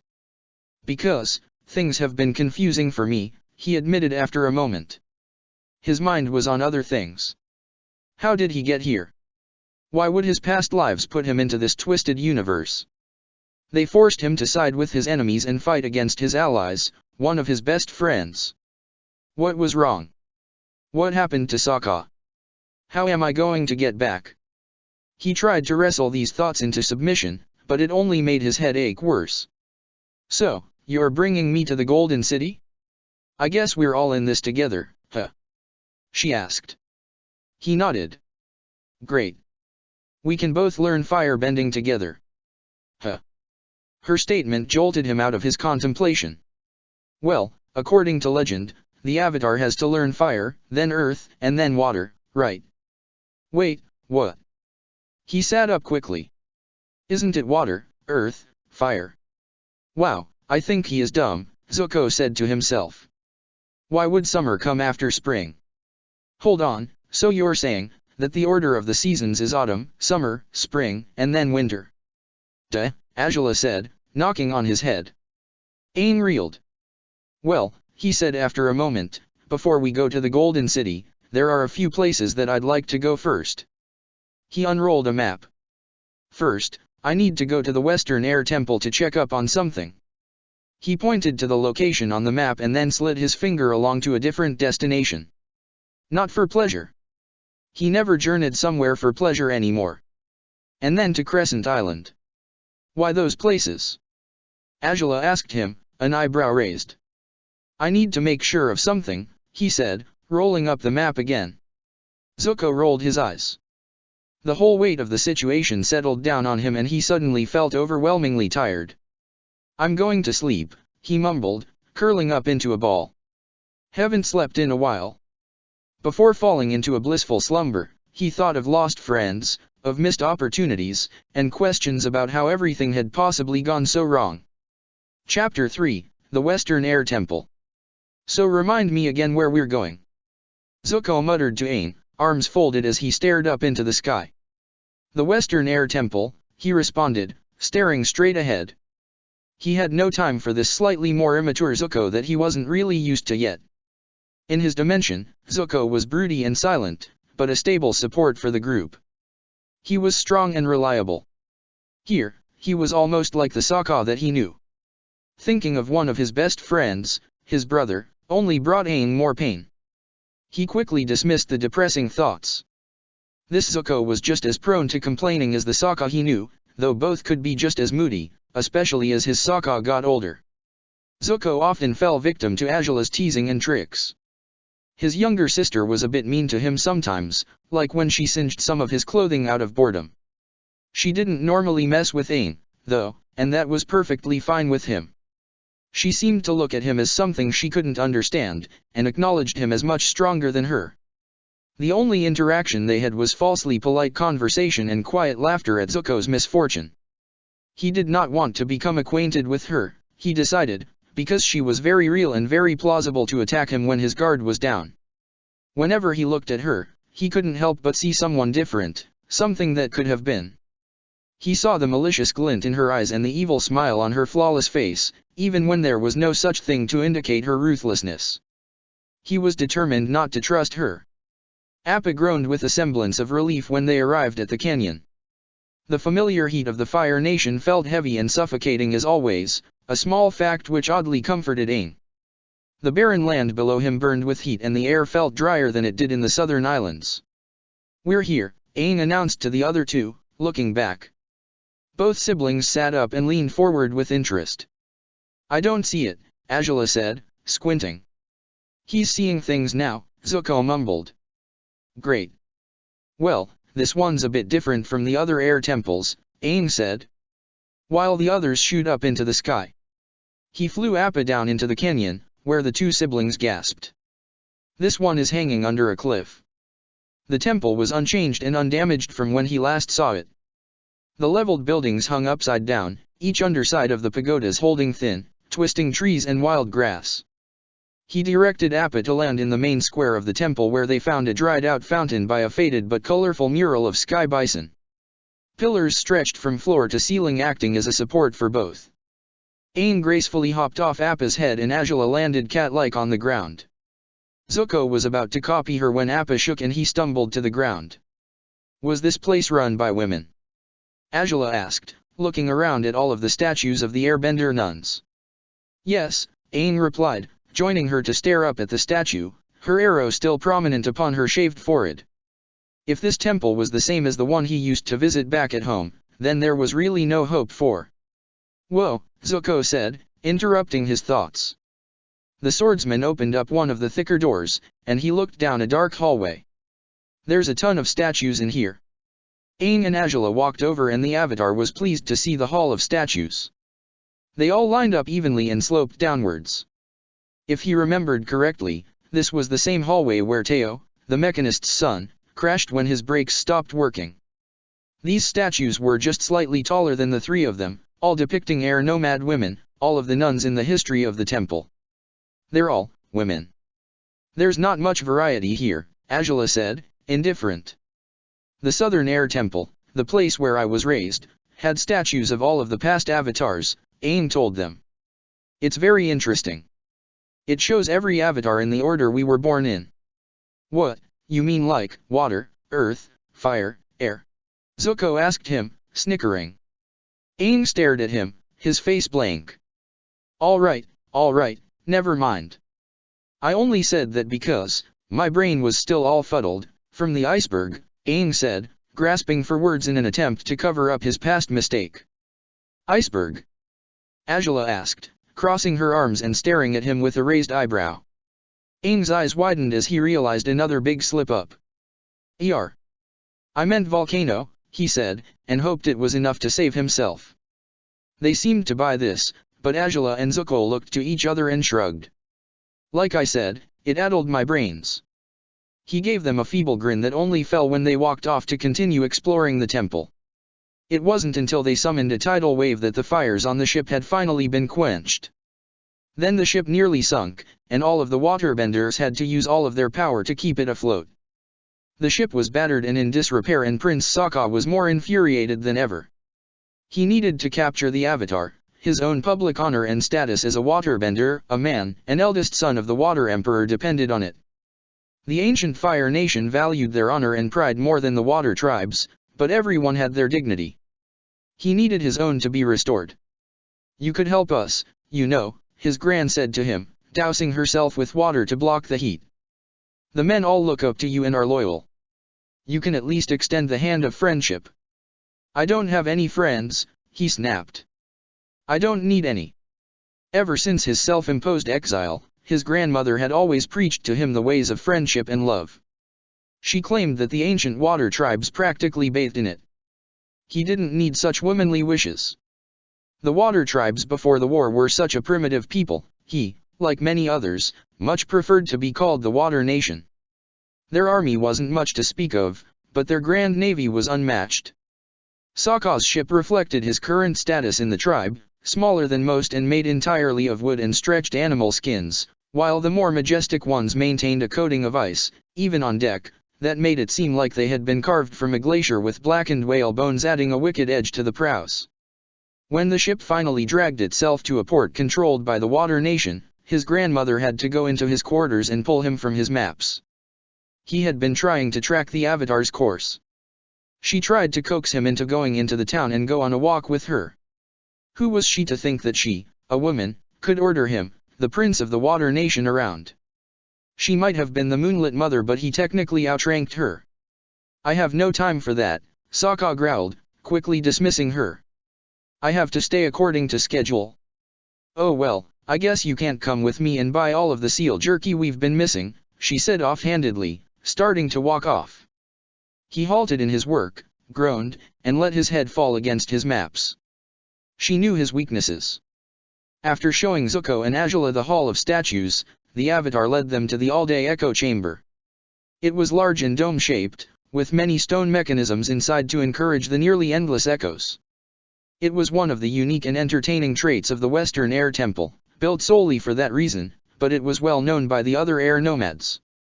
When Aang pushed open the heavy stone door, the grinding of stone against stone reverberated throughout the chamber, nearly deafening at first until falling into a steady rhythm until he closed it gently. Light filtered in through a hole large enough for a person in the ceiling. "What's this?" Azula asked. "What's this? What's this? What's this?" "The all-day echo chamber," Aang explained. "Echo chamber, echo chamber, echo chamber." The two voices mixed with the grinding sound, bouncing off of the walls of the chamber. "It's famous. Famous, famous, famous. It's obnoxious," Zuko said. "Noxious, noxious, noxious. Okay, this is already getting annoying, annoying, annoying." Azula laughed at him, and the teasing sound echoed endlessly, infuriating him further. The numerous sounds mixed together, getting louder and louder as they meshed and were enhanced by the apparatus in the center of the room. They all soon covered their ears as it rose in a crescendo. "Let's get out of here!" Aang shouted, which was also added to the noise.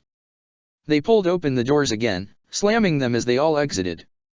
"I don't see a point to that," Zuko said, rubbing his head. "I have a headache now." He seemed broody again, kind of like what Aang recognized. "Let's keep looking around," Aang said to them. He still did not know what he was looking for, only what he wanted. He needed guidance. Answers. A way to get back home.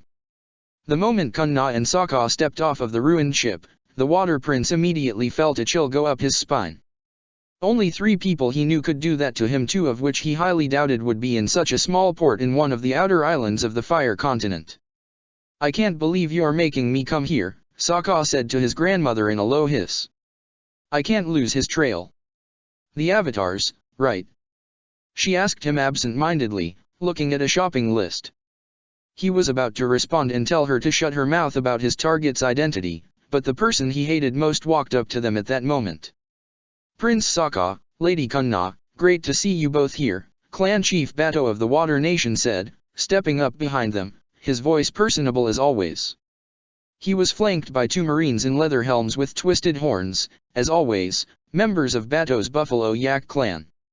Sokka did not envy their choice of headwear in this heat. "I wish I could say the same," Sokka muttered to himself. Kunna discreetly nudged him with her elbow. "Captain Bato," she greeted. Using his navy title over his status as chief of his clan was a slight to Bato, one that Sokka appreciated his grandmother for. "What brings you here today?" "I'm a fleet commander now," he said, sounding slightly insulted at what she said to him but boastful of his title. "Anyway, I can ask the same of you," Bato said, turning around to look at Sokka's ship, or what was left of it. "Seems you've run into some trouble. Pirates? Or something else?" He stared Sokka in the eye, both of their blue gazes having a battle of wills. "Your father wouldn't be too impressed by your naval skills, or lack thereof." "No, it was just a kitchen fire," Sokka said with a glower, his voice low. "It got out of control. And don't speak to me of my father. Figures. Your royal clumsiness and food hog was never a good cook, Bato said wryly to him. Perhaps he intended it as a friendly jape, as he often tried in Sokka's childhood. Sokka hated it then and he hated it now. You are far too bold, Commander, Kun Na said to him, slight aggressiveness in her eyes. You are out of line. He is your prince. Show him the proper respect. Bato just grinned and bowed to him, while Sokka, on the other hand, felt ice in his blood. Bato mocked him, whether he meant it in good nature or not, and it was intentional. I apologize, Bato said, but it was obvious to Sokka that he didn't mean it. I would like to invite such esteemed members of the Emperor's family to some tea and seal biscuits. This is my naval base now. I have plenty to offer, he said. Sokka was about to blurt out that he could shove his tea and biscuits in his own face, and that they were leaving immediately, but his grandmother spoke up first. We'd love to, she answered, shooting Sokka a furtive glare. While a good portion of the Western Temple was unscathed, the bison grounds and entrance to the temple were in ruins. He knew this was where the battle had taken place, an effort to protect the temple. Many Water Tribe soldiers probably lost their lives falling from the cliffs because there were no signs of any bodies. He wandered around silently, stepping through the rubble with the grace and finesse only an airbender could possess. He had seen much death in his short life. As morbid as it sounded, he was used to it, but seeing the destruction of his own people still chilled him. He felt the remnants of it, almost as if he was there. But even in this world, he couldn't be there to help them. He had still failed the world. And that hurt more than anything. Zuko and Azula followed him as he searched the remains, keeping respectfully silent as he mourned the loss of his people. They knew what it was like to lose loved ones. They eventually came to the most dilapidated building of them all, which Aang vaguely recognized as the remains of the bison stables. The door was blocked by fallen wood and stone and other debris, so he simply pulled his fist back and punched the weak remains of the wall through. It easily crumbled under his strength, even as diminished as it had become in this world after he got shoved back into his younger body. Once the dust cleared, the first things he saw were the dry blue leather chest pieces of the Water Tribe soldiers, their bone spears and other weapons sticking out of the ground all around them. But in the center of the room were the skeletal remains of one of the air nomads, a nun by the looks of her clothing. He almost expected to find Gyatso, but it still felt like a dull blow to his gut. He put his head down in sadness and respect for her as well as the soldiers whose descendants he had once befriended. This woman had probably fought against the soldiers as she gave everyone else a chance to flee on the bison. It was a futile effort. Most of the ones that had left were hunted down, or gone. Even in his own previous life he accepted the fact that they were all gone. He turned away. He did not know why he almost expected to see Gyatso, his friend, his mentor, his father. He simply needed guidance, but he knew that the dead could not provide it to him. He shouldn't have come here. He looked into the sad eyes of both Zuko and Azula, both unfamiliar looks on their faces, and thought that it was a waste of time bringing them here. He did not even know why he let them leave their village. He still did not trust Azula, and this Zuko was much different than his own. He was still an amateur with his Deo broadswords, and it would have been much safer for them to stay away from his travels and his business. They would just be a burden. He preferred to travel on his own. He would have brought them back, but he knew well of Zuko's fierce dedication, but he wasn't sure if this Zuko had any, and this Azula's persuasiveness. They would absolutely refuse to turn down an adventure such as this. They were Fire Nation. They were passionate. In his world, he learned of Zuko's fierce determination the first time he entered the Fire Nation with Sokka and Katara, back when they ran their first blockade. A sudden jolt went through his spine when the thought entered his head. Crescent Island. That could be his next destination, but would he even be able to contact Roku without a solstice? Somehow, this time, he knew he had to go there regardless and figure out a way to contact his past life. Avatar Roku's temple would hopefully still be there, and if he had any spiritual troubles, that was Aang's best bet. Having an objective flooded him with hope again, one of the few things he had left to rely on. That was the only thing that drove him and his friends in the past. They decided to spend the night at the temple. They had a long journey ahead of them and Appa needed a rest anyway. Aang spurred him on as much as he could to get to the Western Air Temple. They had set up camp exactly where Aang and his friends used to those few nights they stayed here 3 years ago. He found it to be another strange and unexpected comfort. The cool night breeze ruffled his clothing as he tended to the fire. He looked to the faces of his companions, both fallen asleep. They were still new to this, he reminded himself. They needed to rest. His own younger body got tired fairly easily. He still could not get over the changes of getting younger again. He was shorter, bald, and his voice was still annoyingly high. He would have to go through puberty again. Fortunately, he discovered before, the huge disfigurement on his back was gone. That was why he was able to enter the Avatar state back near Zuko and Azula's village. He still couldn't believe that the person who caused the rugged scar on his back slept peacefully right in front of him with no memories of ever doing it to him.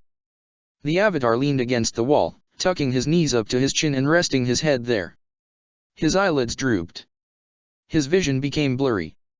For a moment, he thought he saw Momo dancing in front of the flames before darkness obscured his sight. Kunna shoved the seal biscuit into her mouth, savoring the flavor. It was not as she used to make them, but it was still delicious. Bato stared at her with a look of distaste while Sokka looked slightly embarrassed. But for the most part, they ignored her as they talked. "So have you had any news of the Avatar?" Bato asked, taking a sip of his tea. The whole time, the clan chief wore an unnerving smirk that suggested that he knew something Sokka didn't. "That's why you left the South Pole, isn't it?" "Nothing," the fallen prince muttered, taking his own sip of tea. The other water tribesmen let out a low, bellowing, almost boastful laugh. Sokka, Kunna, and the 2 guards stationed at the entrance of the tent looked up at him. "Figures you wouldn't find anything. Unless you're lying about something?" he asked, once his laughter subsided. "Even your father knows it's a fool's errand. He doesn't know why you're so intent on this. You're smarter than this, Sokka, we all know it. Why don't you just come home?" "No," Sokka nearly growled in response. "I haven't found anything. And I'm not going home yet." "Well, that's too bad then. Some of my own men are out searching for him now, following your own mapped routes," Bato said offhandedly. Sokka stood up, face hot with anger. "You won't lay a hand on him," he threatened, holding his club out. "How dare you force your way onto my ship?" Kunna stayed silent. No man boarded another's ship without permission. It was tantamount to trampling over his pride and called his manhood into question. A woman butting into this would only make the situation worse for Sokka. "Is that a challenge?" Bato asked him, his brow furrowed. "Yes. I challenge you to Sednae." When Aang awoke the next morning, he found himself in the same exact position he was the night before. The other 2 had already woken. Azula practiced with the fire left over from their camp, making it dance through the air not far from him. Zuko sat in front of the remains sullenly eating a cold breakfast. Aang watched Azula bend the fire through the air, working on her control over the flames. It was so odd to see her so inexperienced with her bending. She was far from the cruel, vicious, master firebender he knew. Sweat formed on her brow as she moved through the motions, not even noticing as the Avatar watched her. When she did finally turn around to see him, she abruptly separated the flames and let them dissipate into nothing. "There's somewhere else we still need to go next," Aang told them. "We're leaving soon." The 2 looked a little miffed to be told like that, but neither of them did anything. "Well, I might as well tell you that we've had a little spy while we were here," Azula said to him, a hand on her hip. Aang froze. Who followed them? Was it an enemy? He stood on guard. Azula pointed up at one of the rafters. Aang followed her finger, and up above he saw a tiny white head flinch back into hiding. His mouth dropped open. He propelled himself up there with a burst of air to get a better look. The creature, alarmed, dropped off of its rotted wood beam and then flew down to their camp. It glided right above a startled Zuko, and then it swooped up, flapping its leathery wings to get away from the one chasing it. "Hey, wait a minute, little lemur!" Aang called out, overjoyed at the thought of reuniting with his friend. The idea of seeing Momo again lifted his spirits more than anything else since coming to this world. "We won't hurt you. Zuko, toss me some food." Zuko fumbled, but quickly threw a slightly bruised peach to the airborne Aang. He deftly caught it. "Come here, little lemur. I have some food for you." He quickly cornered the slightly slower creature, and then offered the fruit in his hand. The lemur's ears flattened against its head. Aang gently placed the peach down and rolled it over. It fell back on its haunches, shy and afraid, but warily crept up to the food and took a hesitant bite. The lemur seemed to enjoy it. Aang grinned. Lemurs were easy to win over if you had a little food. As he watched it happily nibble on the fruit, his spirits dropped abruptly. This wasn't Momo. The ears were shorter, he noticed. Some of its patches of fur were darker. The tail was longer. The lemur itself was smaller than Momo. With a start, he realized she was a girl. They tended to be more timid in addition to those other physical traits and a more pointed snout.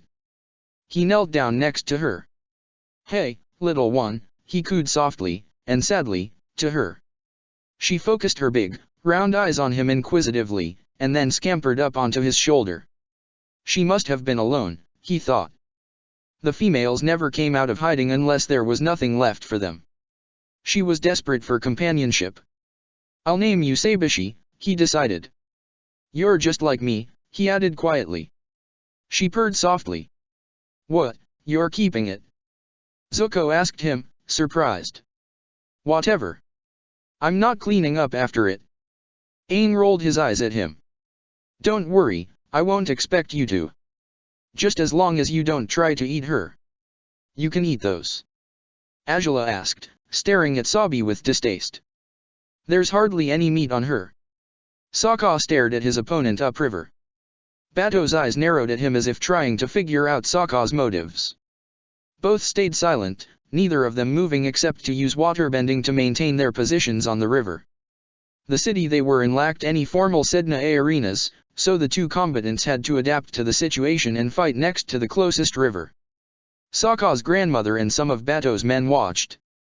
A Sedna A was a form of duel between two warriors within canoes.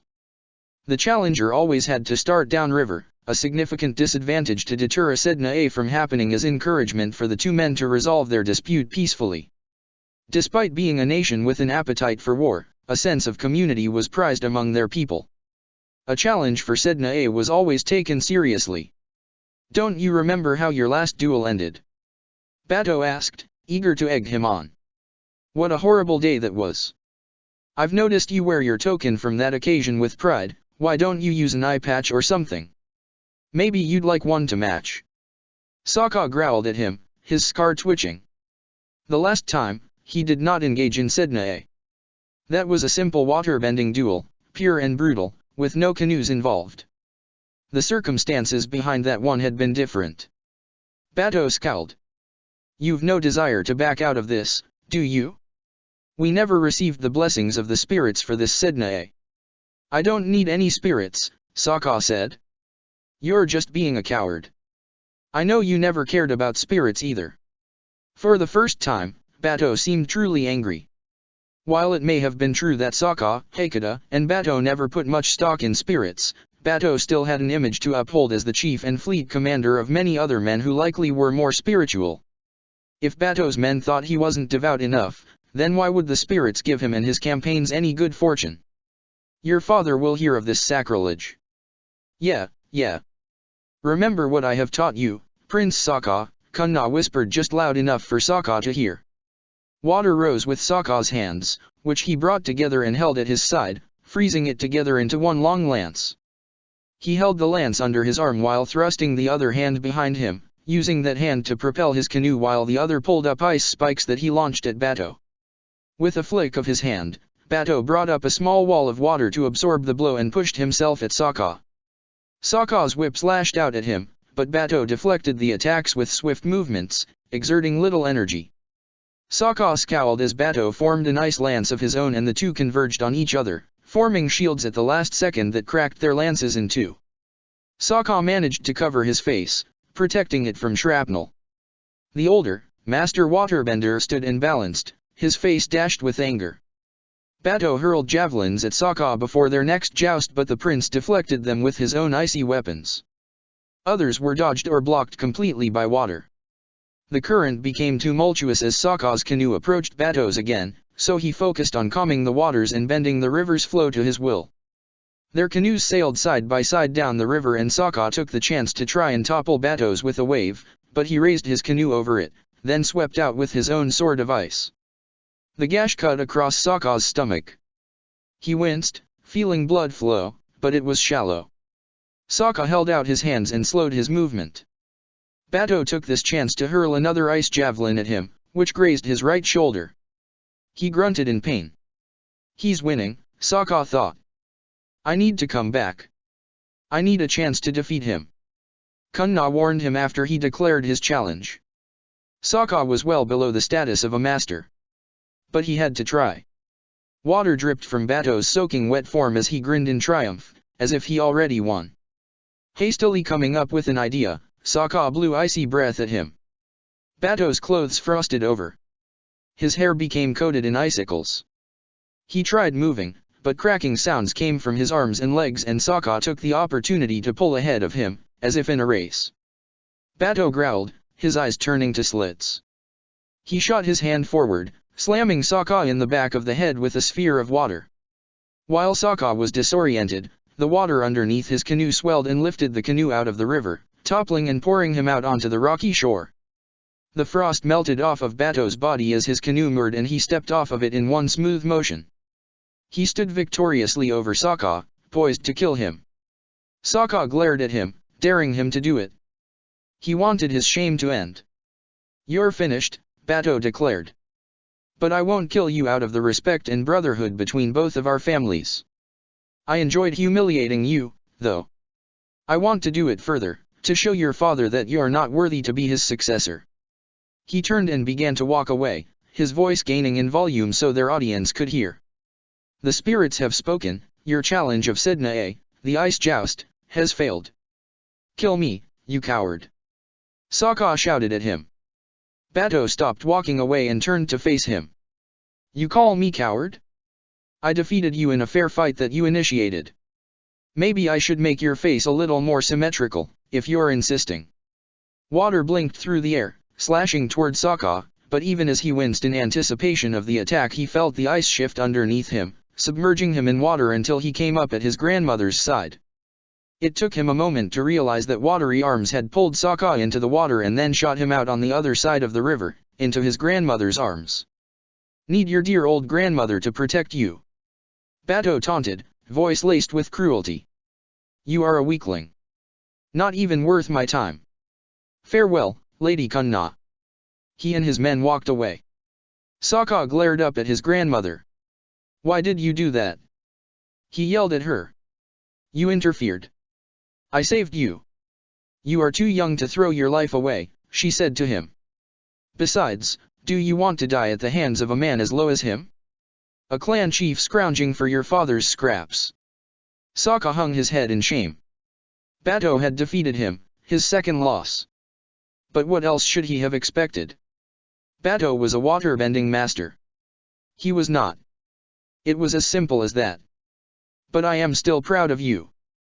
I enjoyed watching your fight. You did wonderful, far better than I would have expected. It was very clever to freeze his limbs. Sokka barely listened to her patronizing words as he stared into the raging river, continuing its flow now as it was unimpeded by the two waterbenders. He had only one thought on his mind: he needed to get stronger. He would have to put all of his time and effort into gaining strength, to one day be strong enough to defeat Bato and the Avatar. Now, it seemed, he had competition for his prize.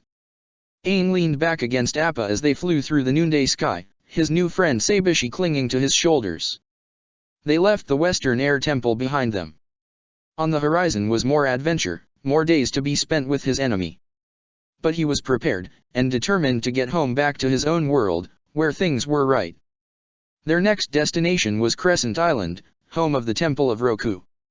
Chapter 4, The Warriors of Roku. Aang ducked underneath the shards of green crystal that exploded overhead, blown to pieces by the streak of lightning aimed at him. Aang twisted around and captured all the shards in midair, hurling them at his pursuers with a burst of wind that propelled them even faster. He didn't look long enough to see if they found any of their targets. Staying and fighting was not an option, not when they had to flee through the catacombs of Ba Sing Se. They'd already tried fighting, tried taking back the city with just the 7 of them, like Azula had managed with only 3. But they'd failed and paid dearly for it. The Dai Li knew these tunnels better than they did. Toph did everything she could to ward them off and direct them down the tunnels without any enemies, but they were massively outnumbered. Zuko turned and threw his own fork of lightning at their pursuers, and Azula's laugh echoed down the tunnels. That sound haunted Aang, chasing him through his dreams even more than Ozay's laughter did. One Dai Li agent sprung out at them from behind a cluster of crystals, but before any of them could do anything he collapsed, revealing Ty Lee behind him. Zuko drew his broadswords when he saw Mai step out alongside her. She looked almost like a wraith, paler than usual and cloaked in shadow. "Wait," said Mai. "We want to help you." Katara, despite her wounded shoulder, forced herself forward and glared at them. "There's no way we'd trust you. Either of you." But Toph didn't attack. Neither did Zuko. It made Aang consider that they might have been telling the truth. But Aang had no softness in his heart left for them, either. They'd stood aside and allowed all of Azula's atrocities. Ty Lee was the reason they'd been captured in Ba Sing Se in the first place. "There's a tunnel down there that leads to a waterway," Ty Lee said, eyes wide as she pointed down the tunnel they came from. "You can get above ground from there to some old farm. It'll be safe." Toph grunted. "She's telling the truth. Unless she learned to lie like Azula does," said Haru. Sokka had his sword drawn in his left hand rather than his right because of a broken arm, but he lowered the weapon. "We don't have time to debate. Let's go." Suki held her fighting stance, unwilling to let down her defenses for even a moment against Ty Lee. "We're just gonna leave them. We'll face Azula," Mai said, as Aang and Katara passed by her. She only had eyes for Zuko, though. "You have to go. Now. Come with us," Zuko said finally. "You don't know what Azula will do when she finds you." "I think we know better than anyone, Zuko," Mai said, cutting him off. "But we've made our choice." They made their choice. All their choices led them here, and their eyes showed all the ways they had tried to justify those choices to themselves. Anything so that they could live with it. Aang wondered what could have been different, what made this occasion different, but he didn't linger. He knew he'd never see them again, but he couldn't summon words to express the pity he felt for them. The next time they encountered Azula, she had been alone. When he awoke that morning, he could still smell the lightning in the air.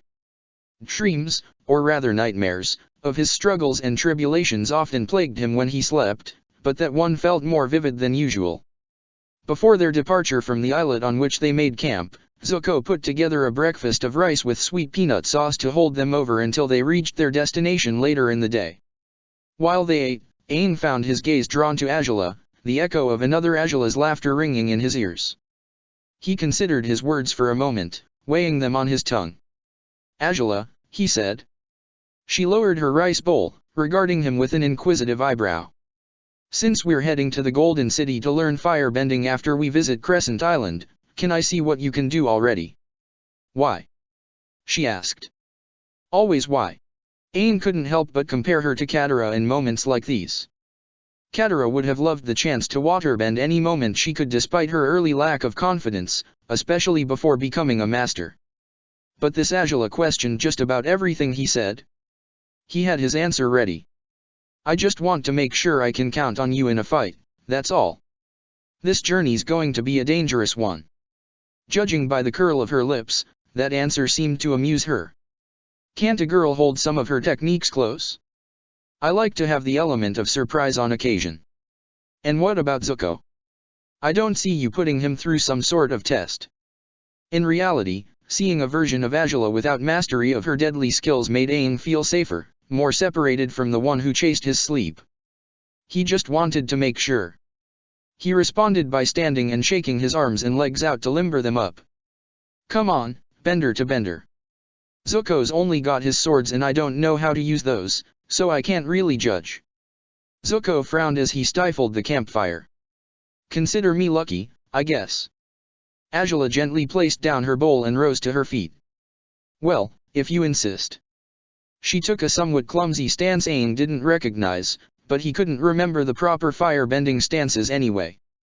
Without taking the time to stretch out or breathe deeply, she punched a fist toward him and unleashed a gout of red flame. He circled the winds around himself and jumped back, but she kept her distance and punched more fireballs at him with shouts and grunts. After he gave her some time to tire herself out, he leapt closer to her to see how she'd handle some of his own attacks. He circled and forced his hand forward in a palm strike, but she surprised him by grabbing that arm and holding it under hers, locking him in place so that she could nail him with a point-blank attack from her free hand. Eyes wide, he ducked underneath it and knocked her legs out from under her with a sweeping kick. She landed on her back with a groan, ending the quick spar. "All right, Master Airbender," she said, sitting up and rubbing her back. "Did you enjoy getting to lord your power over an untrained novice?" He scratched the back of his head, sheepish. "Sorry. I won't do that again," he said, completely honest. She might have fought better than Katara did when he'd first met her, but she was nowhere near the level of her murderous counterpart. He felt a little ashamed to admit it, but it did make him feel better. He held a hand out to her to help her up. That was a neat trick at the end there, though. "Father may not have found a fire-bending master for me anywhere in the archipelago," she said, accepting his helping hand, perhaps begrudgingly, "but I do have an older cousin who taught me some martial arts. That same cousin also taught me a little bit of how to hunt with a bow, especially since Zuzu over there always insisted on just using his swords." Zuko scowled. "You were trying to compensate for not having a fire-bending master and didn't want to be left out." "I just preferred to focus on training what I could be best at." Azula ignored him and brushed off her clothes. He was always just stubborn. "Well, Avatar, do I pass your judgment?" He tried to look apologetic, pressing his palms together with a wide smile. "Of course. Thanks, Azula." Many of the Fire Nation's outer islands passed by underneath them as they sped along the ocean. It felt almost strange to fly without cloud cover, but the Fire Nation was no longer the den of all his enemies. He still didn't feel completely at ease. He wasn't sure if he ever would feel true safety, but he felt safe enough to fly the way they used to. Before the comet. Above them, the sun was at its zenith, white heron gulls sailed overhead, and the ocean waves rolled. Everything seemed so similar to what Aang was familiar to, except for the people he was traveling with. He felt like he was at home. Sabi, his new lemur friend, curled around his neck, resting her head on his shoulder. She differed from Momo in many ways, but he liked her company. They reached their destination when Aang saw the crescent-shaped island in the distance. It looked the same as ever. The volcanic mountain peaks loomed over the rest of the island. Upon closer inspection, however, he realized that the volcano was completely dormant, and rather than desolate stone he spotted lush vegetation all over the island. He also noticed that Roku's temple was missing from its rocky slopes. The lack of the temple disheartened him, and he began wondering if there was any hope at all for him to return to true familiarity, the world that he called home. The sight of a single wooden pagoda poking out of the trees pulled Aang from his dark thoughts.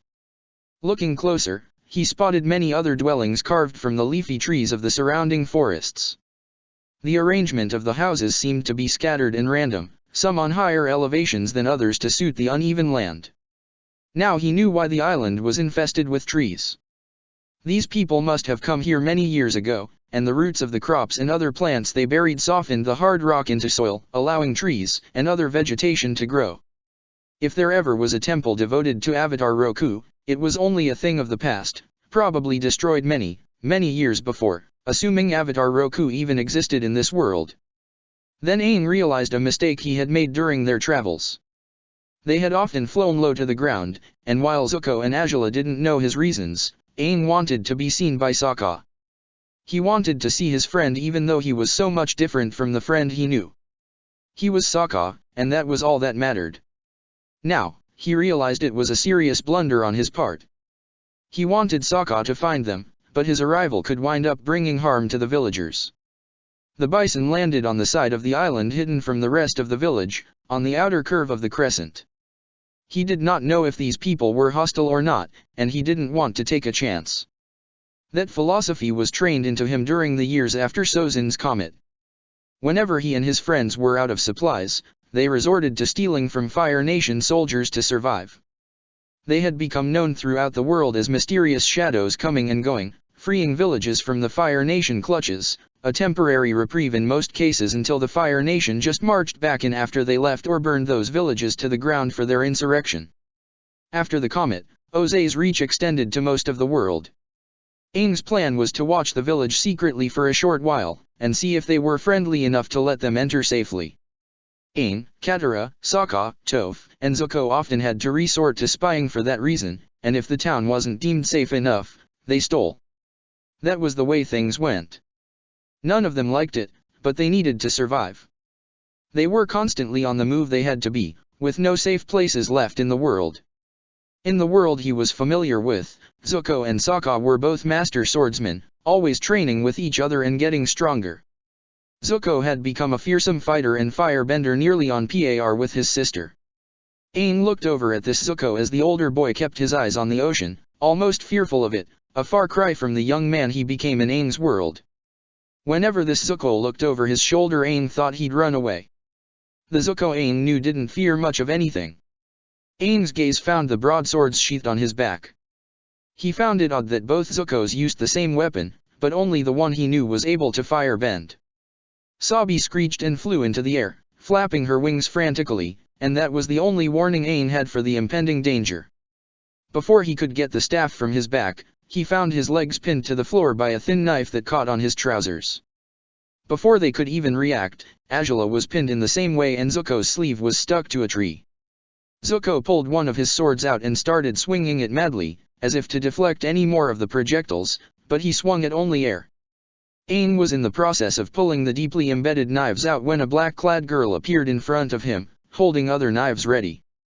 Other figures similarly clothed jumped from the trees, wielding more knives, arrows, darts, needles, and throwing stars. Aang narrowed his eyes and held up his arms in a gesture of surrender. If he could bend earth, they would have had a fighting chance. "Who are you?" one of the women asked. She walked calmly out of the foliage, seemingly unarmed. Her voice was drab and monotonous. He was surprised to see someone he recognized, a former enemy. She was one of Azula's old friends, Mai, and Aang narrowed his eyes when he saw her. She'd always been dangerous, but by the time Zuko joined forces with Aang she always seemed more and more reluctant. "We could ask the same of you," Zuko retorted. "Let us go." Since they were of the Fire Nation, Aang assumed they were allies. He nearly laughed at his thoughts, but it was true in this twisted world. "I am the Avatar," Aang told them. "Let us go. We mean you and your village no harm." "Prove it," one of the other women said, as monotonously as Mai. "The Avatar abandoned us 100 years ago." Aang sighed, and created a swirling ball of air in his hand. "Look, I'm an airbender." "Satisfied?" Mai's face betrayed no hint of surprise, but with the mask covering her nose and mouth it was hard to tell. "Satisfied might be a strong word," she said. "But I guess you should probably come to our village." Aang got the impression that she might have even been irritated at the identity of her surprise guest, like she wasn't sure if hosting him would be worth the energy. Zuko looked at Aang and shrugged. Mai's warriors went ahead of them, leading the way. "We are sorry," said another of the warriors. "Our island has been left out of the war for the greater portion of this last century, but lately the water tribes have been attacking our shores. Our island is the closest to the Earth Kingdom and away from the protection of the rest of the Fire Nation. We have been wary of everything." "We understand," Aang said. "But I have a question." Mai looked at him, nodding curtly for him to continue. "This island, is there a sort of shrine or temple or anything dedicated to Avatar Roku?" he asked hopefully. "Avatar Roku?" she asked. A weight dropped into his stomach. Did he not exist? Avatar Roku hasn't been around since before Kyoshi, several hundred years ago. What could you possibly want with him? Aang nearly sighed with relief, but Zuko and Azula looked at him questioningly. It didn't matter when he lived as long as Aang could contact him. "I need to ask him something," he replied. "Is it possible?" "I don't think so, unless you make a habit out of talking to dead guys," Mai replied, the sharpness of her tone alerting Aang to how crazy that sounded. Even Azula regarded him with disbelief, and an embarrassed groan. "There was once a temple here dedicated to him, many years ago, but it was swallowed by a tsunami. None of it's left. Aang lowered his eyes. Was there anywhere else to get some kind of help? He couldn't stay in this place forever. Today, he only exists through our name. We are the Roku warriors. The pieces came together with a jolt. Suki. She was just like Suki. Well, not quite, but it was an eerie parallel. I'll think more on it later, he thought, because after they rounded the next copse of trees wound together as if in knots, they made it to the village. The Roku warriors were different from the Kyoshi warriors. The fan-wielding fighters were swift and fought much like waterbenders, redirecting their opponent's force against them. They deflected attacks, mastered all sorts of weapons, and fought to subdue rather than defeat. The Roku warriors were just as agile, but they were more suited to stealth than outright fighting. They all wielded knives, just like Mai. That's something else I should think about, Aang thought later. Mai used the same weapons in my world. He also noticed that they were keen on ceremony, from everything to the upkeep of their knives to serving tea. The people of Crescent Island did not offer the same warm welcome that Kyoshi did. They'd given Aang, Zuko, and Azula a room in the village inn, more food than they could eat, and a handful of attendants that might have also been more Roku warriors, but for the most part the villagers kept to themselves. He'd come to learn that they had recently withstood a waterbender attack, and they sought to rebuild, so they didn't have much time for anything like a welcome party. Aang supposed he should have appeared publicly to them, maybe to give them hope, but he couldn't bring himself to. This wasn't his world. These people weren't his responsibility. He drummed his fingers against the low table in the center of the room, staring at his empty soup bowl. The sharp scent of freshly lacquered wood from the floorboards made him feel almost lightheaded, but he tried to focus his thoughts. Aang couldn't keep the idea out of his head that he had endangered this village by potentially leading Sokka here, on purpose, so he didn't want to linger too long. These people may not have been his responsibility, but he still didn't want to needlessly endanger them. Azula jadedly snapped her fingers as if bored, releasing small spurts of red fire into the air, which dissipated as soon as it was lit. It was still unnerving to see her bend red fire instead of her trademark blue flames, especially since Aang had never seen her use red back in his world. Her golden eyes turned to his gray ones from across the room. She had a calculating look in her eyes, but Aang turned his head away, not realizing he was staring. "What are you staring at?" she snapped. He was saved from replying by a knock on the door. Azula sighed. "Come in." "Sorry to disturb you," Mai said, opening the door. "But the rest of the village wants to know if you're expecting a feast in your honor, or something." "You really don't have to," Aang said, standing and scratching the back of his head. He honestly didn't care, but he wondered if the whole village lacked devotion to the avatar they named their warriors after, or if it was just Mai. Mai gave a half-hearted shrug. "Oh, that's a shame. I thought we could have used something to break up the dreariness around here." Aang floundered, surprised at that response. "Wait, so does that mean you do want a party?" Zuko stood up before Mai could answer Aang. "That was great knife throwing back there," he commented. "You took advantage of my main weakness, long range. I don't really get beaten in a fight much." Azula snorted. "Please, Zuzu, show a little more humility. We met Mai's baby brother outside and I think even he would beat you, long range or not. I find that claim hard to believe with the way you swing those pieces of metal around," Mai said, folding her arms and looking sincerely unimpressed. "There are plenty of old women here deadlier with those weapons than you are." Aang wasn't able to stifle his laugh, remembering a moment when they returned to the South Pole after the comet, for a safe haven. Gran had slapped the firebender as soon as she recognized him, but later accepted him as part of the family once Katara and Sokka filled her in on the details. Zuko turned to him angrily. "Don't you start too," he threatened, pointing a finger at Aang.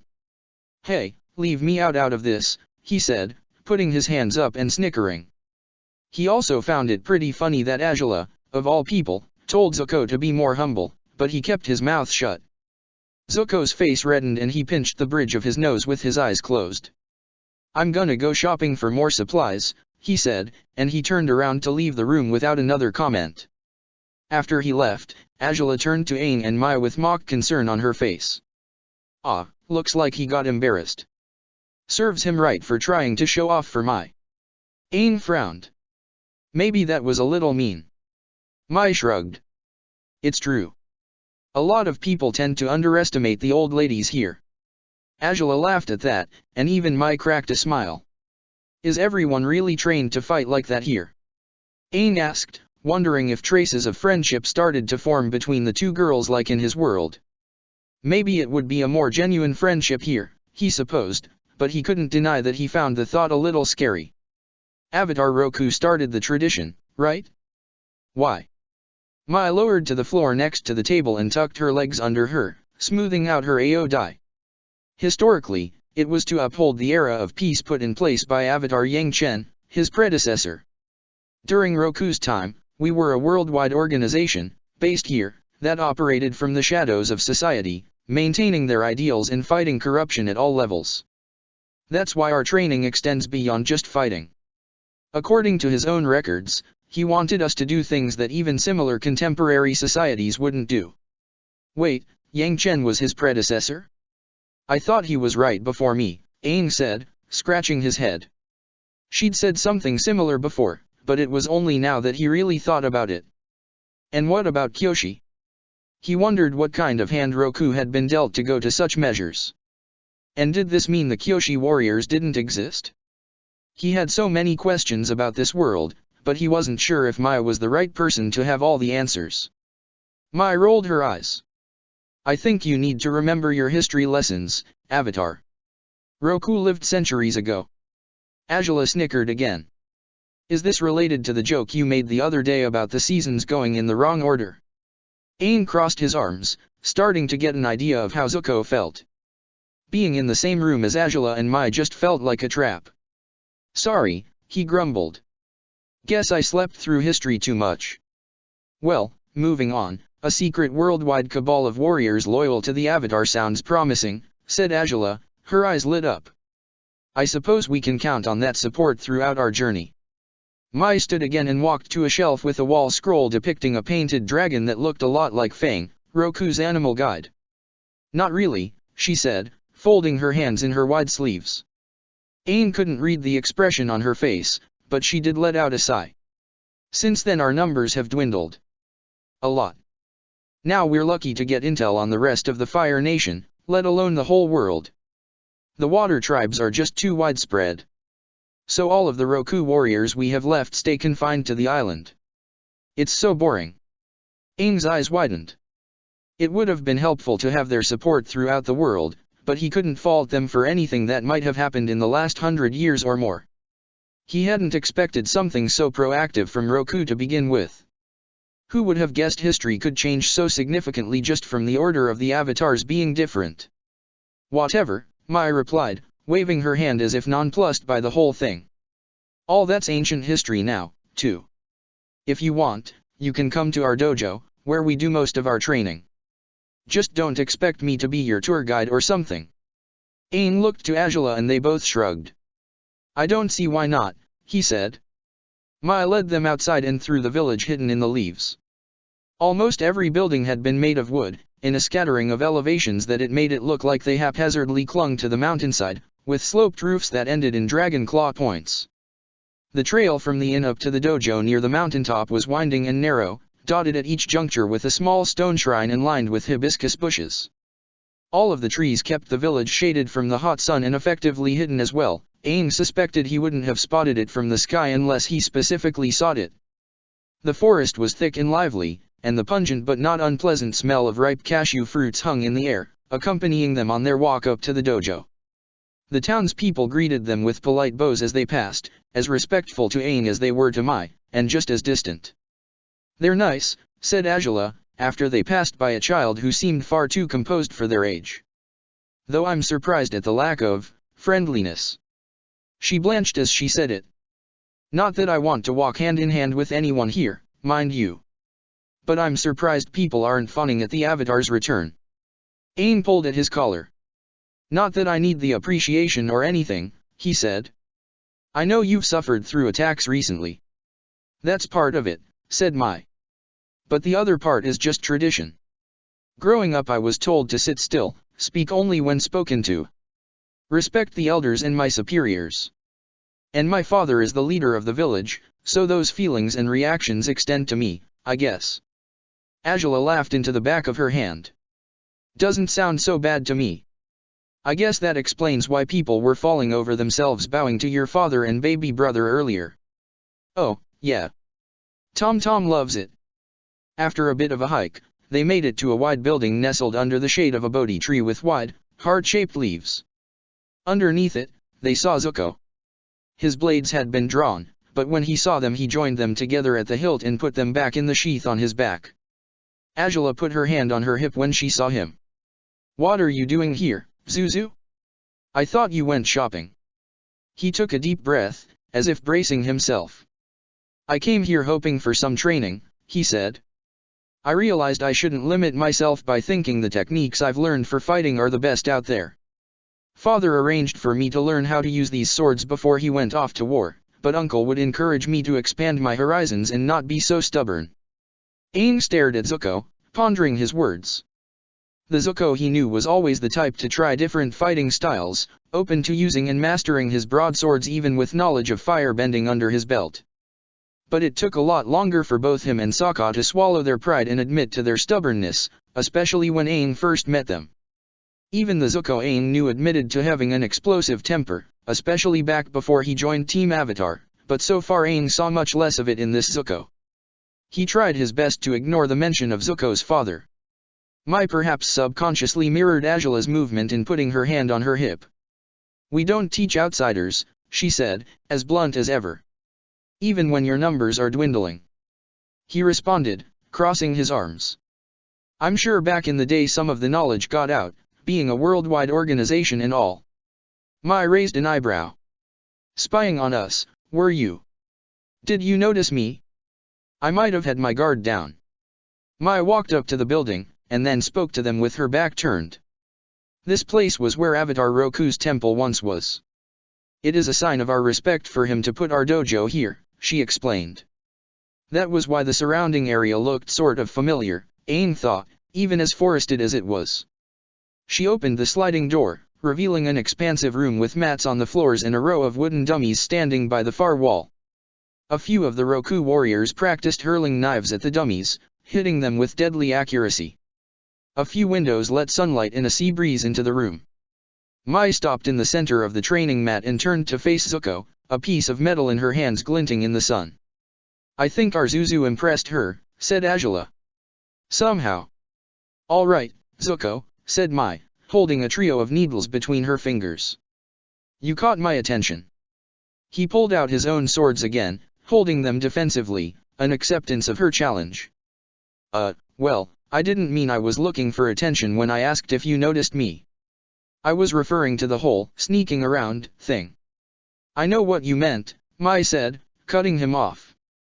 She stood perfectly still. Let's see what you've got. He stood there somewhat awkwardly, waiting for her to attack. Everyone waited. Zuko slowly started to inch around her in a circle, keeping his swords up. Aang saw his fists clenched tight and didn't envy him. Aang knew from experience how good Mai's aim could be. This is a waste of time, Angela muttered, as the seconds stretched on to over a minute. They're not even doing anything. Mai could have ended this already. Aang found himself more and more impressed by the Zuko that resembled his close friend more than the banished prince that was his enemy. Watching Zuko now, it made Aang realize how different this Zuko's upbringing must have been, and how much of an effect it seemed to have on him to be free of his evil father and sister. He knew already that they were different in this world, he just never thought about how much, or why, until now. And then Zuko's unexpected store of patience ran out and he launched at Mai with a bellow and swing of his swords. Maybe they did have some similarities, after all. She leapt into action, hurling her needles at him. Zuko blocked two of them with his left sword, but the other went through his pant leg with enough force to throw off his balance. His arms flailed as he wrenched his foot free of the floor, broadswords swinging wide. He growled in anger and frustration as she weaved through his attacks, but he backed up toward the wall to keep her from getting behind him. The movement had him on the defensive as he focused all of his attention on where she aimed her knives and needles, but the fight was over soon after it started when he neared too close to the wall and Mai bent backward to aim a dart at him from her ankle holster. It pinned his pant leg to the wall while a throwing star followed it up by pinning his sleeve. Zuko glowered and his swords clanged to the floor in defeat. Aang expected Azula to taunt him, but for once she said nothing as he pulled himself free of the wall. "You don't really have much in the way of natural talent," Mai said, blunt as ever. "But you're focused, and you learn quick." "I saw the patterns in your attacks," Zuko said, his fists unclenching as he moved to sit on his knees in supplication, head bent. "I guess you did that on purpose, huh? You're not planning to stay here long, are you?" she asked. "At the very least, it wouldn't be boring if you stuck around, at least for a little while." "We can't," Zuko said. He gestured to Aang and Azula. "We're on a journey for them to master firebending. The plan is to leave tomorrow." Mai let out a sigh and held out a hand to help him up. "Well, it'd be a shame if you didn't pick up some skills on the way, too. It's only fair, I guess." Aang himself barely saw the quirk of Mai's lips, but when Zuko saw it he smiled in return. "It seems very suspicious to me," Kunna said to her grandson. "It is almost as if he wants to be found." "Either that or he must be bad at covering his trail," Sokka said, scratching his chin. The two of them, along with Sokka's second-in-command Kinto, a hot-headed waterbender, studied a map of the Fire Nation outer islands. "He's got to be at the outermost island." "I would not go there," Kunna advised, tracing the Avatar's trail on the map with her finger. "It might be a trap, or a ploy to mislead you." The boy kept dipping low below the clouds, giving them and plenty of other witnesses the chance to see him. From there, they easily predicted his destination. What would he gain from going to Crescent Island? "He's probably fleeing to the Earth Kingdom for protection or something," Sokka surmised. He tried to piece together everything he knew of Crescent Island. It was shaped like a moon, so other more superstitious men might have considered it good fortune to find the Avatar there. He flipped his whalebone knife in one hand, thinking. "We can't let him go. We have to capture him before then. If they lost the Avatar to the Earth Kingdom, there'd be no telling how long it would take to track him down again."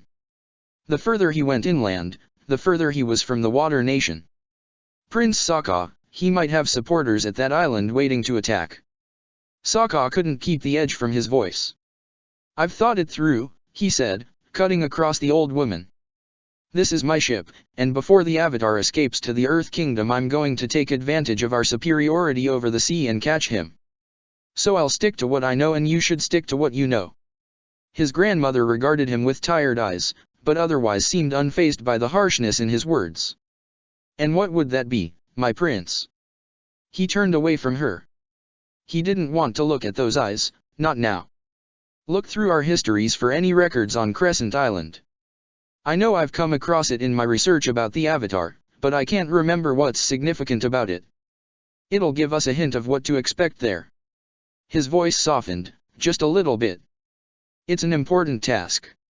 Not some womanly one, okay?" "Oh, Prince Sokka," said Kunna, and from the tone of her voice he knew she took no offense from his earlier words. "What on earth is a womanly task, dear?" Zuko waited patiently in the underbrush of the island's dense woods, his golden eyes scanning the area. Mai wasted no time in beginning his training, but it mostly consisted of staying hidden among the swaying needles of evergreens and behind the trunks of unervingly straight teaks. She wanted him to observe unseen, to report on the clothing and appearances of passerby. It was an exercise in stealth, patience, and memory.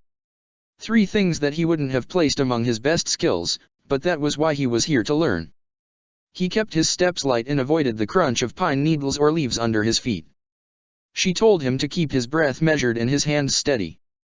He didn't know yet what this had to do with knife or needle throwing, but he trusted that lesson would come soon enough. If anything, the exercise reminded him of his time hunting back on his own island, the countless hours spent searching for prey and creeping up on his quarry before they noticed him. Over the past couple of years, he spent most of that time with Azula. But before that, he learned all of his hunting techniques from his cousin, Lu Ten. Lu Ten was like the big brother he never had, a warrior who took to sword fighting like a prodigy, grasping it far better than Zuko ever did. They sometimes trained together, but Zuko tried to differentiate himself from Lu Ten by taking up broadswords, like his father Ozai, rather than the straight sword Lu Ten and most of the others wielded. But Lu Ten never looked down on him, never doubted him. When Ozai left with all the able-bodied men and women to help on the war front, Lu Ten had gone with him. And it was Lu Ten, not Ozai, who had parting words for Zuko and Azula, who encouraged them to look after Uncle Iroh and the rest of the village in his stead. Zuko didn't know why his mind wandered to his cousin, but he shook his head and forced himself to focus. He spent hours at his task.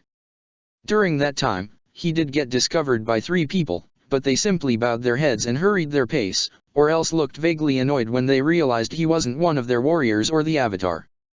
But when he had enough information to hopefully satisfy Mai, though he suspected that was exceedingly difficult on the best of days, he made his way back to the dojo. He found her in the dojo alone, administering maintenance to her wrist and ankle holsters. Seeing them spread out like that on the table, their straps undone, he wondered how she kept it under all her clothes. But he shook that thought from his mind before he could follow it to its end. "I saw 14 people," he said. "Most on their way to the ancestor shrines, but some were talking about going to see your father." "Describe them," she said with a bored yawn, gently coating one of the holsters in a transparent oil with a long, thin brush. He assumed it was to keep the mechanism running smoothly. "I know everyone in this village really well. Unfortunately. So I'll know if you make something up. There was a woman in clothes like yours, but red and gold, with a yellow hibiscus blossom in her hair. Broad nose, brown eyes. She was one of 3 who saw me." "Go on." "A couple, bit older. They wore undyed fabrics and straw hats, dressed like farmers. One had some gray in his hair and favored his right leg." Zuko screwed his eyes shut, trying to picture his partner. "The other had a long nose, sort of balding, with a really tall top knot.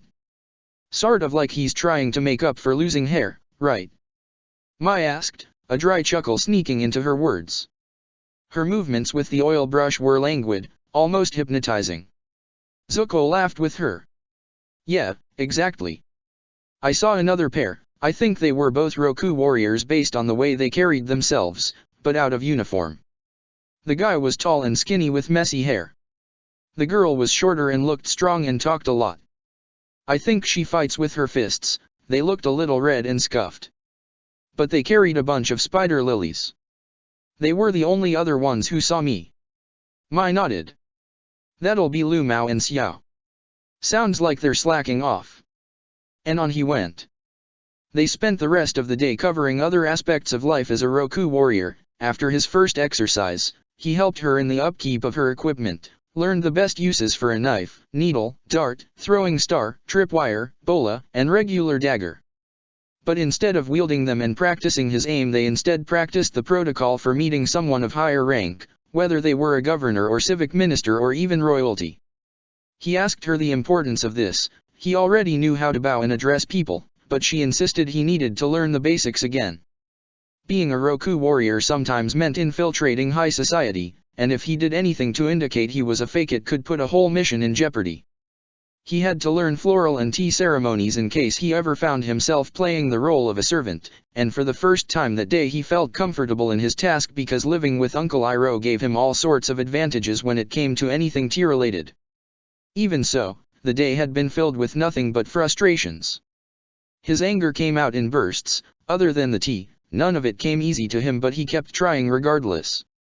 That night, just before they ended for the day with plans to meet again in the morning, Zuko found himself more exhausted than he ever did after a full day of sword fighting.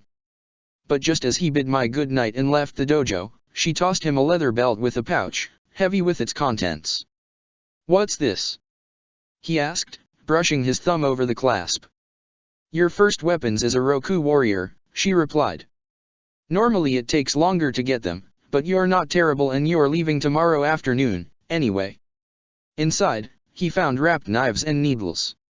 It was far from the full repertoire of a Roku warrior, but it was a start. He'd thought he only disappointed her throughout the day, judging by her lack of reactions, so he found himself staring at the weapon pouch in surprise. He just hoped it would help him on his journey, wherever it decided to take him. He looked back up at Mai and couldn't help but smile. even as she walked past him out of the dojo. "Thank you, Mai."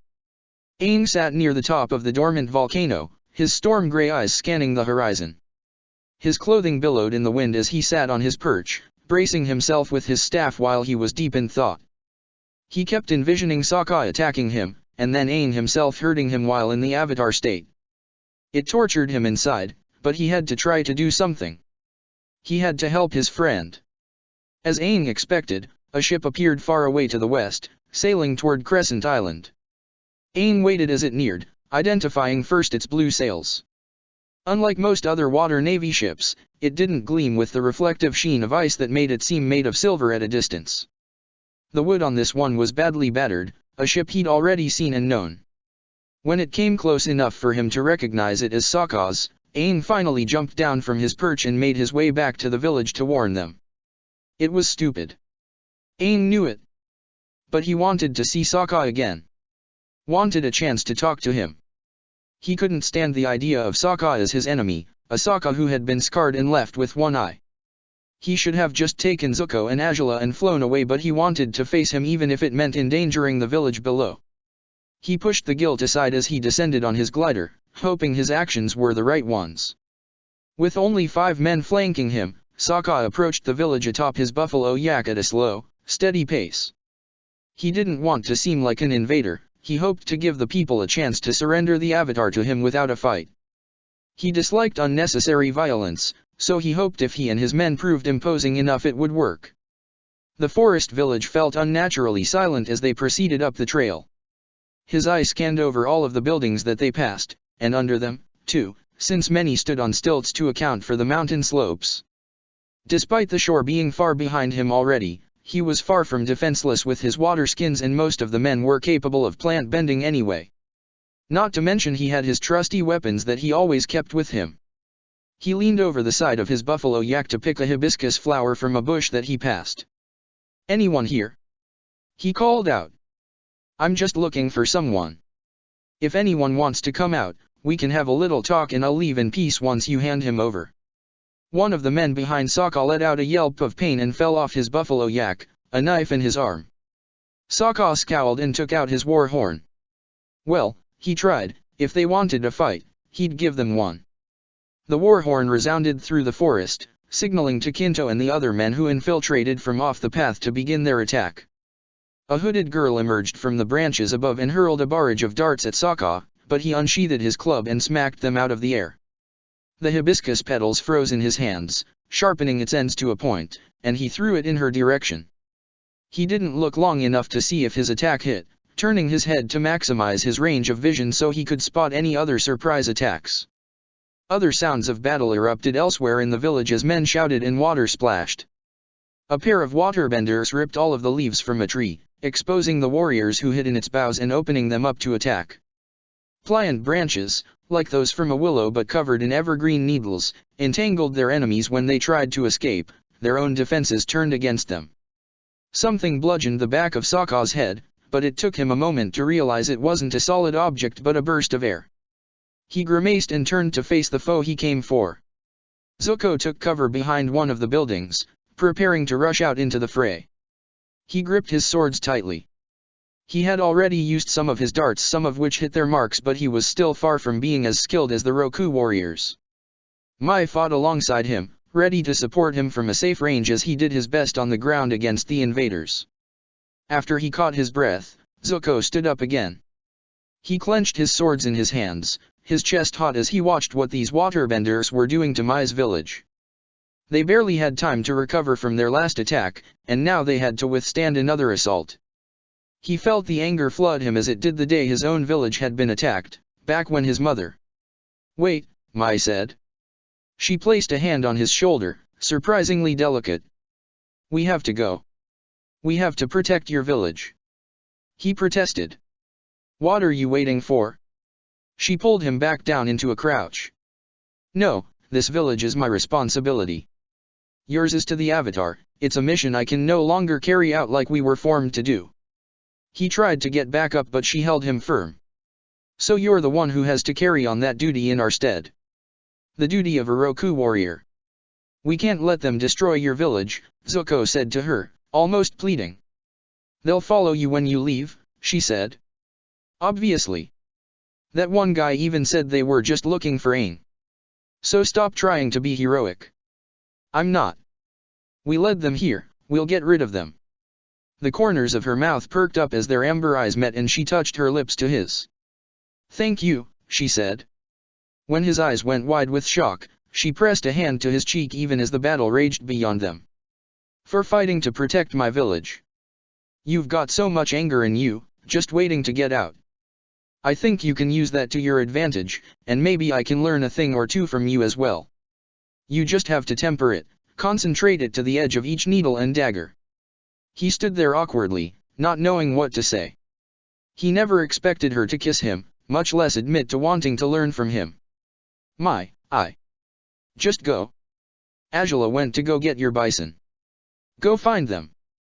I'll see you again, she said, gathering darts in her hands.